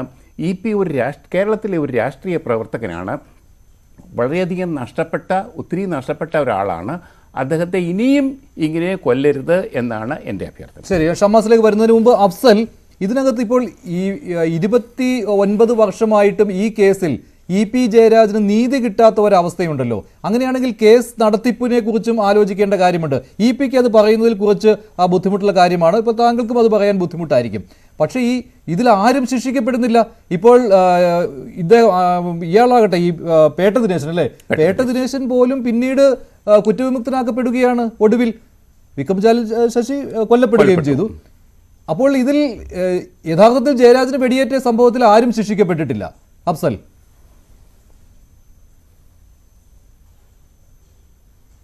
ഇവിടെ മഞ്ജുഷേ, 1995 സഖാവ് ഇ പിക്ക് വെടിയേറ്റത്. ആ ഘട്ടത്തിൽ തന്നെ ആന്ധ്ര പോലീസ് സമഗ്രമായ നിലയിലുള്ള അന്വേഷണം നടത്തി ശരിയായ നിലയിലേക്ക് മുന്നോട്ട് വരികയായിരുന്നു. ആ ഘട്ടത്തിലാണ് ചില ഇടപെടലുകൾ ഉണ്ടായത്. ഇവിടെ കേരള സർക്കാരുമായി ബന്ധപ്പെട്ട് അന്ന് AK ആന്റണിയുടെ നേതൃത്വത്തിലുള്ള ഗവൺമെന്റാണ് ഇവിടെ ഭരണം നടത്തിയിട്ടുള്ളത്. AK ആന്റണിയുടെ ഗവൺമെന്റും അതോടൊപ്പം അന്നത്തെ കേന്ദ്ര ഗവൺമെന്റിന് നേതൃത്വം കൊടുത്തിട്ടുള്ളത് നരസിംഹറാവു ഗവൺമെന്റുമാണ്. പ്രധാനമന്ത്രിയുടെ ഓഫീസിൽ നിന്ന് ചില ഇടപെടലുകളും അതോടൊപ്പം AK ആന്റണിയുടെ ചില ഇടപെടലൊക്കെ ഉണ്ടായതിന്റെ പശ്ചാത്തലത്തിലാണ് ഈ കേസ് ഇങ്ങനെ അനന്തമായി നീട്ടിപ്പോകുന്ന സ്ഥിതിവിശേഷം ഉണ്ടായിട്ടുള്ളത്. ഇവിടെ ചില ന്യായമായ ചോദ്യങ്ങളുണ്ട്. ഈ പറയുന്ന ഈ നമ്മുടെ സർക്കാർ അതിഥി മന്ദിരത്തിൽ നിന്ന് ഈ ശ്രീദേവി ഹോട്ടലിൽ ഈ ക്രിമിനലുകൾ താമസിക്കുന്ന സ്ഥലത്തേക്ക് ഈ സുധാകരൻ ഫോൺ ചെയ്ത വിവരങ്ങളെ സംബന്ധിച്ച് ഗവൺമെന്റ് ഉദ്യോഗസ്ഥന്മാർ തന്നെ വിവരം നൽകിയല്ലോ. ആ വിഷയത്തെ സംബന്ധിച്ച് എന്താണ് ഈ പറയുന്ന കോൺഗ്രസിനുള്ള അഭിപ്രായം, എന്താണ് ഈ പറയുന്ന ഷമ്മാസിനുള്ള അഭിപ്രായം പറയേണ്ടതാണ്. ഷമ്മാസ് ഈ പറയുന്ന സുധാകരന്റെയും യൂത്ത് കോൺഗ്രസിന്റെയും വാട്സപ്പ് യൂണിവേഴ്സിറ്റിയിൽ നിന്ന് കിട്ടിയ ക്യാപ്സൂൾ ഉപയോഗപ്പെടുത്തിക്കൊണ്ട് ജീവിക്കുന്ന രക്തസാക്ഷിയായിട്ടുള്ള സഖാവ് EP-യെ അപമാനിക്കാൻ വരികയാണ്. സഖാവ് EP ഇന്ന് ജീവിക്കുന്നത് വൈദ്യശാസ്ത്രത്തിന്റെ മികവാർന്ന ഇടപെടലുകൾ നടന്നതുകൊണ്ട് മാത്രമാണ്. ഇവിടെ ബഹുമാനപ്പെട്ട മാധ്യമ പ്രവർത്തകൻ ജേക്കബ് സാർ കാര്യങ്ങളെല്ലാം വിശദീകരിച്ചല്ലോ. വെടിയേറ്റ ഒരു മനുഷ്യന് വെടിയേറ്റിട്ടില്ല എന്ന പ്രഖ്യാപനം നടത്തുന്നതിന് വേണ്ടി മുന്നോട്ട് വരുന്ന ഒരു സ്ഥിതിവിശേഷം നമ്മൾ കാണുകയാണ്. എത്രമാത്രം അബദ്ധജടിലമായ ബാലിശമായ അഭിപ്രായമാണ് ഷമ്മാസ് പറഞ്ഞുകൊണ്ടിരിക്കുന്നത്. ഈ കേസ് ഇങ്ങനെ ഈ പറയുന്ന EP ജയരാജന് വലിയ നിലയിൽ അവരാഗ്രഹിക്കുന്ന വിധത്തിലേക്ക് വിധി വരാത്തതിനുള്ള കാരണം മറ്റൊന്നുമല്ല. AK ആന്റണി ഭരിക്കുന്ന സന്ദർഭത്തിൽ അതോടൊപ്പം തന്നെ നേരത്തെ കേന്ദ്ര ഗവൺമെന്റിന്റെ ഭാഗമായി ഈ കോൺഗ്രസ് ഭരിക്കുന്ന സന്ദർഭത്തിൽ K സുധാകരനെ രക്ഷിക്കുന്ന പ്രവർത്തനങ്ങൾക്ക് നേതൃത്വം കൊടുത്തന്നെ. ഇവിടെ K സുധാകരനെ അന്വേഷണത്തിന്റെ ഭാഗമായി ഈ പറയുന്ന കസ്റ്റഡിയിൽ എടുക്കണമെന്ന് ആവശ്യപ്പെട്ട് കേരള പോലീസോട് ആവശ്യപ്പെട്ടപ്പോ ആരാ നിഷേധിച്ചത്? അന്നത്തെ പോലീസ് വകുപ്പാണ്, AK ആന്റണിയാണ്. ആ കാലഘട്ടത്തിൽ തന്നെ ഇവിടെ ഡൽഹിയിൽ ഗസ്റ്റ് ഹൗസിനകത്ത് അവിടെ ഗൂഢാലോചന നടന്നു എന്ന് വന്നപ്പോ അവിടെ അന്വേഷണം നടത്താൻ ആന്ധ്ര പോലീസ് പോയ സമയത്ത് തടയുന്നതിന് വേണ്ടി മുന്നോട്ട് വന്നതാരാണ്? കേരള സർക്കാരാണ്. ആ കേരള സർക്കാരിന് അന്ന് നേതൃത്വം കൊടുത്തിട്ടുള്ളത് AK ആന്റണിയാണ്, കോൺഗ്രസ് ആണ്. അവർ ഈ പറയുന്ന സുധാകരനെ രക്ഷിക്കുന്നതിന് വേണ്ടിയിട്ടുള്ള പ്രവർത്തനത്തിന് നേതൃത്വം കൊടുത്തത് കൊണ്ടാണ് ഇത്തരത്തിൽ ഇങ്ങനെ വൈകി പോകുന്ന ഒരു സ്ഥിതിവിശേഷം ഉണ്ടായിട്ടുള്ളത്. ഒരു കാര്യം വളരെ വ്യക്തമായി പറയാം, സാങ്കേതികമായി മാത്രമാണ് ഇപ്പോ ഹൈക്കോടതി ഈ വിഷയത്തിനകത്ത് ഇങ്ങനെ ഒരു വിധി പുറപ്പെടുവിച്ചിട്ടുള്ളത്. അത് പരമോന്നതമായ വിധിയല്ല. സുപ്രീം കോടതിയെ സമീപിക്കുമെന്ന് ഇതിനോടകം തന്നെ സഖാവ് EP വ്യക്തമാക്കിയിട്ടുണ്ട്. അത് മാത്രമല്ല, ഇവിടെ പ്രോസിക്യൂട്ടറുടെ ഭാഗമായിട്ടുള്ള അഡ്വക്കേറ്റും ഈ പറയുന്ന അപ്പീലിന് പോവും എന്ന് വ്യക്തമാക്കിയിട്ടുണ്ട്. സുധാകരൻ ഇവിടെ ക്രിമിനൽ ആക്ടിവിറ്റിക്ക് നേതൃത്വം കൊടുത്തിട്ടുണ്ട്. സുധാകരൻ ശിക്ഷിക്കപ്പെടുന്നത് വരെ നിയമ പോരാട്ടത്തിന് ഇവിടെ ഇടതുപക്ഷം CPIM നേതൃത്വം കൊടുക്കും എന്നുള്ളത് തന്നെയാണ് ഇവിടെ ഞങ്ങൾക്ക് ചൂണ്ടിക്കാണിക്കാനുള്ളത്. ശരി ഷമ്മാസ്, ഈ തോക്ക് വാങ്ങിയ കാര്യം ഇതെല്ലാം കുറ്റപത്രത്തിലുള്ള കാര്യമാണ്.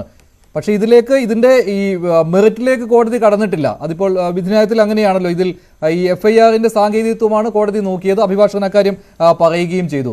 അപ്പോൾ സുധാകരന്റെ ഇൻവോൾവ്മെന്റ് അത് ഈ കുറ്റപത്രത്തിന്റെ രൂപത്തിൽ വന്നിട്ടുണ്ട്. അത് മാത്രമല്ല, പൊതുസമക്ഷത്തിൽ പൊതുസമൂഹത്തിന് മുന്നിൽ ചർച്ചയായ ഒരു വിഷയം കൂടിയാണ് ഇത്.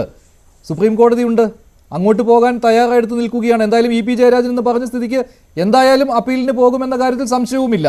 അപ്പോൾ സുധാകരൻ ഇതിൽ നിന്ന് വിടുതൽ നേടിയിട്ടില്ല. അല്ല, ഈ കാര്യത്തിൽ പിന്നെ തുടക്കം മുതൽ തന്നെ സുപ്രീം കോടതി വരെ ഈ കേസ് പോയാലും അതിനെ നേരിടാൻ തയ്യാറാണ് എന്ന് ഇന്ന് K സുധാകരൻ വ്യക്തമാക്കിയിട്ടുണ്ട്. ഏതെങ്കിലും തരത്തിൽ ഈ പറയപ്പെട്ടതുപോലെ ഇവിടെ ശ്രീ ജേക്കബ് ജോർജ് പറയുന്ന ചില കാര്യങ്ങളിൽ അത്ഭുതത്തോടെയാണ് ഞാൻ നോക്കിക്കണ്ടത്. അദ്ദേഹം ഒരു ന്യൂസ് 18 പോലൊരു ചാനലിന്റെ പൊതുവേദിയിൽ അദ്ദേഹം വളരെ ഗുരുതരമായ ചില വെളിപ്പെടുത്തലുകൾ പോലെ നടത്തുകയാണ്. തോക്ക് വാങ്ങിയത് ആരാണെന്ന് അറിയാം, എനിക്കത് അറിയാമെന്നൊക്കെ പറയുമ്പോൾ അതിന്റെ പ്രത്യാഘാതങ്ങൾ അതിന്റെ ഏത് സാഹചര്യമാണെന്നുള്ളത് അദ്ദേഹം പരിശോധിച്ചോട്ടെ. എന്തൊക്കെയായാലും ഇപ്പോ അഫ്സൽ ഇവിടെ പറഞ്ഞ ഒന്ന് രണ്ട് കാര്യങ്ങൾ നൽകുന്നതിന് വേണ്ടി സത്യം പറയുന്ന ആളുകളെ ഭയപ്പെടുത്താനൊന്നും നോക്കണ്ട ഷമ്മാസെ. അതെ, അങ്ങനൊന്നും പേടിക്കുകയല്ല കേട്ടോ.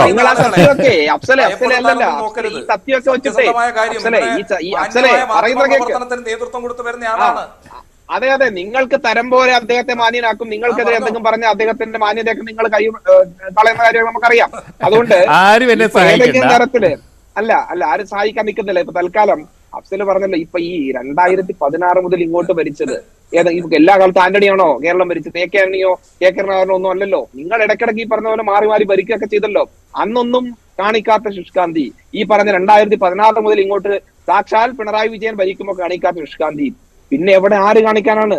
അല്ലാതെ ഞങ്ങൾക്ക് ഇതിനകത്ത് ഇതാ ഇ പി ജയരാജന്റെ കഴുത്തിൽ വെടിയുണ്ടുണ്ട്, അദ്ദേഹത്തിന് പരിക്കേറ്റുണ്ടെന്ന് ഞങ്ങൾ എവിടെയെങ്കിലും പോയി തെളിയിക്കണോ? മെഡിക്കൽ എക്സാമിനേഷന്റെ കാര്യം പറയുന്നു. ഒരു തരി ഒരു മുട്ടുസൂചി നമ്മുടെ ശരീരത്തിൽ എവിടെയെങ്കിലും ഉണ്ടെങ്കിൽ അത് കണ്ടെത്താനുള്ള എത്ര ഹൈടെക് സാങ്കേതിക വിദ്യ ഉണ്ട്. അതെല്ലാം ഇതീ പറഞ്ഞ പോലെ ശരീരം കീറി മുറിച്ച് പരിശോധിച്ച് പുറത്തെടുത്ത് നോക്കൊന്നും വേണ്ടല്ലോ. എന്തെല്ലാം സംവിധാനങ്ങളുണ്ട്, സാങ്കേതിക വിദ്യയുണ്ട്, എന്തൊക്കെ ടെക്നോളജി ഉണ്ട്. അതൊന്നും ഉപയോഗപ്പെടുത്താതെ അത് കേവലം ബാലിശമായ ആരോപണങ്ങളാണ്, വെല്ലുവിളിയാണെന്നൊക്കെ പറഞ്ഞ് ഇങ്ങനെ ക്യാപ്സ്യൂൾ ഇറക്കി ന്യായീകരിക്കുന്നതിനപ്പുറത്തേക്ക് നിങ്ങളുടെ കയ്യിൽ അടിസ്ഥാനപരമായി ഒരു വസ്തുതയും ഇല്ല. നിങ്ങൾക്ക് ഒരു തരത്തിലും ഇതിനെ ന്യായീകരിക്കാൻ പ്രതിരോധിക്കാൻ പറ്റുന്ന ഒരു അടിസ്ഥാന തെളിവ് നിങ്ങളുടെ കയ്യിലുള്ളത് ഈ പറഞ്ഞ പോലെ കുറെ തിരക്കഥകളാണ്, നിങ്ങളുടെ സങ്കല്പങ്ങളാണ്. ഇതാ കൊല്ലാൻ വന്നത് ഈ കെ സുധാകരനും എം പി രാഘവനൊക്കെ. ഞാൻ സൗകര്യപൂർവ്വം നിങ്ങൾ ഈ ചർച്ചയിൽ മറന്നുപോയൊരു പേരുണ്ട്. ഞാൻ ആവർത്തിച്ച് തുടക്കം മുതൽ മഞ്ജുഷ അത് ശ്രദ്ധിക്കാതെ പോയതാണെന്ന് അറിയില്ല. ഈ വിഷയത്തിൽ കെ സുധാകരനോടൊപ്പം ഈ പറഞ്ഞ ഇ പി ജയരാജൻ ഉൾപ്പെടെ പ്രതിക്കൂട് നിർത്തിയ ആളാണ് സഖാവ് എം പി ജയരാജൻ. എന്താണ് ഇക്കാര്യത്തിൽ ഇപ്പോഴും CPM അതേ അഫ്സല് എം പി ജയരാജനും അദ്ദേഹം മരണപ്പെട്ടു പോയി ഇല്ല എങ്കിൽ ഇപ്പൊ ഈ കെ സുധാകരനെ പറയുന്നത് പോലെ കൊലയാളിയാണ്.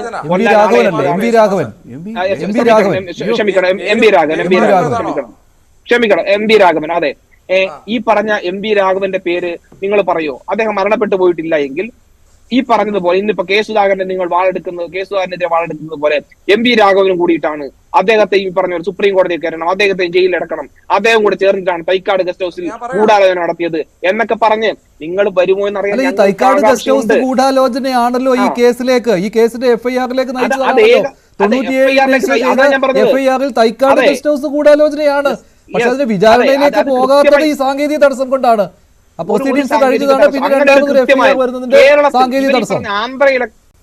മഞ്ജുഷ ആന്ധ്രയിലെ കഥയും കേന്ദ്ര ഭരണവും പ്രധാനമന്ത്രിയും കേന്ദ്ര ഇടപെടലും ഹൈക്കമാൻഡ് ഇടപെടലൊക്കെ പറഞ്ഞല്ലോ. അതൊന്നും വേണ്ടെന്നേ. തൈക്കാട് കേരളത്തിലാണല്ലോ. ഇവിടെ ഈ പറഞ്ഞ എല്ലാ സംവിധാനങ്ങളും ഉപയോഗിച്ച് ഇവർ അന്വേഷിച്ചല്ലോ. എന്നിട്ട് എന്തായി? ഈ പറഞ്ഞ CPM തന്നെ നേരിട്ട് ഭരണത്തിലിരിക്കുന്ന സമയത്ത് ഉൾപ്പെടെ അന്വേഷിച്ചല്ലോ. എന്നിട്ട് എന്ത് കണ്ടെത്തി? ശരി, സച്ചിൻ അമ്പാട്ട്, എന്താണ് ഈ തൈക്കാട് ഗസ്റ്റ് ഹൗസിലെ ഗൂഢാലോചന? അതായിരുന്നുവല്ലോ FIR-ന്റെ കാതൽ. എന്താണ് അത്? അതിനെപ്പറ്റി എന്തെങ്കിലും കാര്യങ്ങൾ അതിലേക്ക് കടന്നിട്ടുണ്ടോ ഹൈക്കോടതി? ഇല്ല, അത് ആദ്യം അതിനു മുൻപ് തന്നെ ഒരു സച്ചിനോടാണ്. സച്ചിൻ പറഞ്ഞു കഴിഞ്ഞിട്ട് അഫ്സലിലേക്ക് വരാം. സുധാകരന്റെ അഭിഭാഷകനാണ്, അദ്ദേഹത്തിന് ആ സാങ്കേതിക കാര്യം കൂടി മനസ്സിലാക്കിയിട്ട് നമുക്ക് ചർച്ച തുടരാം. സച്ചിൻ, അല്ല, ഇതൊരു മിയർ ടെക്നിക്കൽ ഇഷ്യൂ അല്ല. ഇതില് ഈ 120 കോൺസ്പിറസിയുടെ ആംഗിള് ആന്ധ്രാപ്രദേശ് പോലീസ് അത് ഇൻവെസ്റ്റിഗേറ്റ് ചെയ്തതാണ്. ആ ഇൻവെസ്റ്റിഗേഷൻ കഴിഞ്ഞിട്ടാണ് രണ്ടുപേരെ ചാർജ് ഷീറ്റ് ചെയ്യുണ്ടായത്. ആ ചാർജ് ഷീറ്റ് ചെയ്ത് കഴിഞ്ഞിട്ടുള്ള ട്രയലിലാണ് പിന്നെ കോടതി സെന്റൻസ് പാസ്സാക്കുകയൊക്കെ ചെയ്തത്. അല്ലാതെ ഇത് നേരത്തെ സൂചിപ്പിച്ച പോലെ ഒരു മിയർ ടെക്നിക്കൽ ഇഷ്യൂ ആയിട്ട് മാത്രം നമുക്ക് കാണാൻ സാധിക്കില്ല. അല്ല, ഈ തൈക്കാട് ഗസ്റ്റ് ഹൗസിലെ ഗൂഢാലോചന അത് വന്നത് ഈ സെക്കൻഡ് FIR-ലാണല്ലോ അല്ലെ?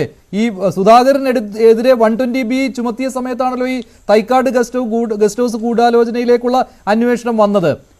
അതിനെപ്പറ്റി ഹൈക്കോടതിയിൽ ഒരു വാദപ്രതിവാദം നടന്നിരുന്നു. പക്ഷേ ഈ വിധിന്യായത്തിൽ വന്നപ്പോൾ അതിനെപ്പറ്റിയുള്ള പരാമർശങ്ങൾ ഉണ്ടോ ഈ ഗൂഢാലോചനയെ കുറിച്ച്? വിധിന്യായത്തിൽ പറയുമ്പോഴത്തേക്കും അതെല്ലാം പരിശോധിച്ചിട്ടാണ് പാരഗ്രാഫ് 25 ഈ ജഡ്ജ്മെന്റിന്റെ പാരഗ്രാഫ് 25 കോടതി പറയുന്നത്, in this case, I have already found that there is a legal bar in proceeding against the petitioners herein, in view of the fact that the FIR based on which the entire prosecution case is built amounts to a second FIR in respect of the same very transactions covered by the FIR and final report in crime 14 of 1995 of Chirala Railway Police Station. Hence, the invocation of the revisional powers of this court is justified. ഇങ്ങനെ ആ factual matrix വെച്ചിട്ടും legal precedence പരിശോധിച്ചിട്ടുമാണ് കോടതി ഈ ശ്രീ സുധാകരന്റെ revision petition allow ചെയ്യുകയും അദ്ദേഹം ഡിസ്ചാർജിനായി സമർപ്പിച്ച ഹർജി ഡിസ്മിസ് ചെയ്ത ഓർഡർ റിവേഴ്സ് ചെയ്യുകയും ചെയ്തു. ശരി, അപ്പോൾ ഇതിനകത്ത് എന്തായാലും അപ്പീൽ പോകും. അപ്പീലിനുള്ള സാധ്യതകൾ എതിർപക്ഷത്തിന് ഉണ്ടെന്നാണോ? താങ്കൾ എന്തായാലും ആ ഒരു വിഷയത്തിലേക്ക് വരില്ലല്ലോ. ശരി, അഫ്സൽ, മുഹമ്മദ് ഷമാസ് പറഞ്ഞതിന് മറുപടി. എവിടെ പോയാലും ഈ മെഡിക്കൽ ബോർഡിന് മുന്നിൽ വരാൻ എന്ത് തടസ്സം എന്നുള്ളതാണ്. അത് ആവർത്തിച്ച് ഷമ്മാസ് ചോദിക്കുന്നതുകൊണ്ടാണ് ഞാൻ അഫ്സലിനോടും അത് ആവർത്തിക്കുന്നത്. എനിക്ക് അത്രയ്ക്കും ഇഷ്ടമുള്ള ഒരു ചോദ്യമല്ല അത്. അതെ, ഈ ചർച്ചക്ക് കുറച്ചുകൂടി സമയം ബഹുമാനപ്പെട്ട പ്രിയ സുഹൃത്ത് നമ്മളെ ഷമ്മാസിന് നൽകുകയാണെങ്കിൽ ഷമ്മാസ് പറയും 1995 ഏപ്രിൽ മാസം 12-ാം തീയതി EP ജയരാജൻ രാജധാനിയിൽ യാത്ര ചെയ്തിട്ടില്ല. EP ജയരാജൻ എന്ന് പറഞ്ഞ മനുഷ്യനേ ഇല്ല എന്നൊക്കെ ചിലപ്പോൾ പറഞ്ഞേക്കാം. ബാലിശമായിട്ടുള്ള ഇത്തരത്തിലുള്ള ചോദ്യത്തിനൊന്നും ഉത്തരം പറയാൻ ഞാൻ ഏതായാലും തയ്യാറാവുന്നില്ല. ഇവിടെ ഇപ്പൊ 2016-2024 വരെയുള്ള കാലങ്ങളെ സംബന്ധിച്ചാണ് ഇവിടെ ബഹുമാനപ്പെട്ട UDF-ന്റെ ഷമ്മാസ് ചോദിച്ചുകൊണ്ടിരിക്കുന്നത്. ഇവിടെ തൈക്കാട് ഗസ്റ്റ് ഹൗസിനകത്ത് ഇവർ അവിടെ ഈ ഏപ്രിൽ മാസം 27 മുതൽ 1-ാം തീയതി വരെ ഉണ്ടായില്ലേ? ഈ കഴിഞ്ഞ ഈ ഘട്ടത്തിൽ 1995 അഗസ്റ്റിൻ എന്ന നാമധേയത്തിൽ കള്ളപ്പേരിൽ കെ സുധാകരൻ ട്രെയിനിൽ യാത്ര ചെയ്തില്ലേ?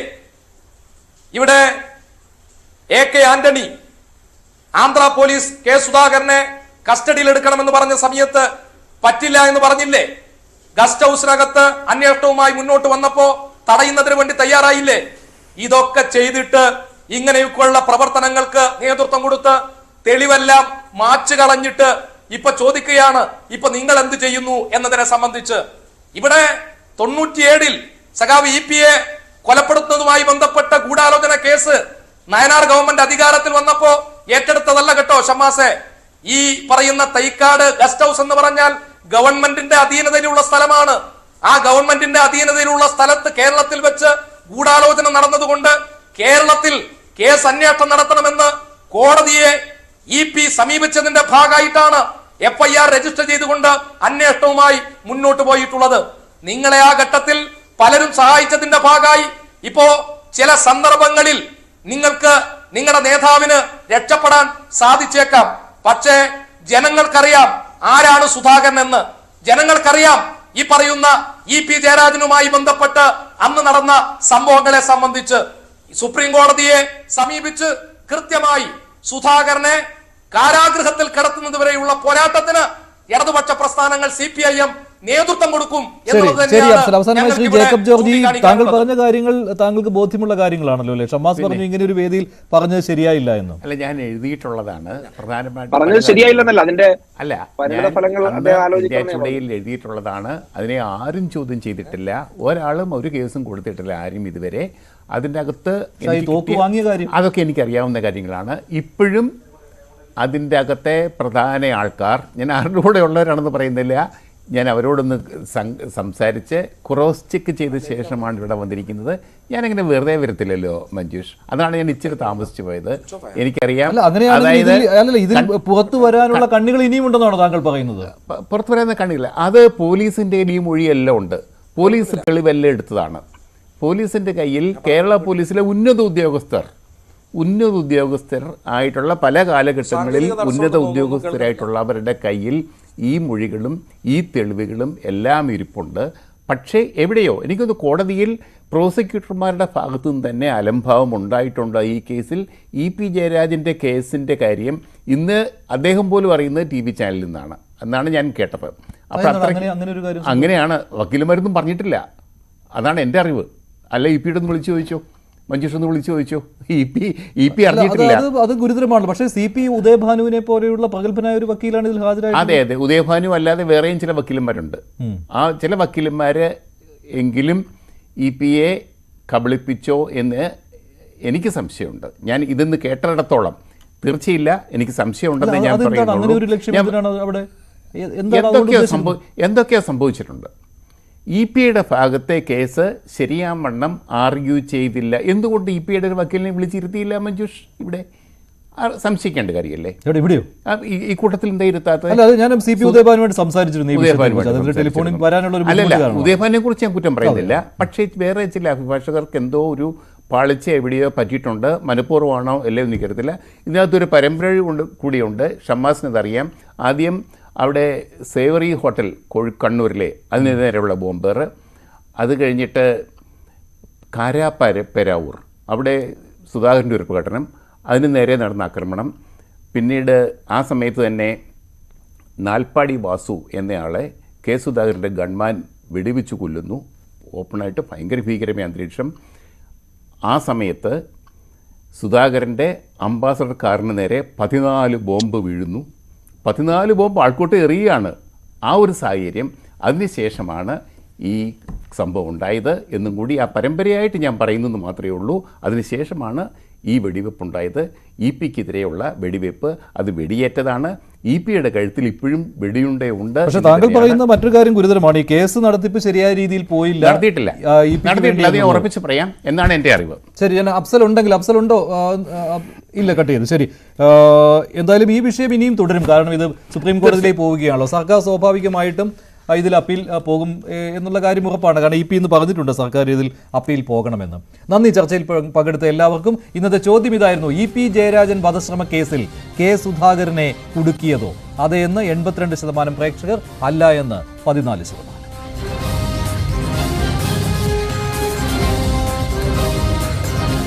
രണ്ടുപേരും അവസാനിക്കുന്നു. നന്ദി.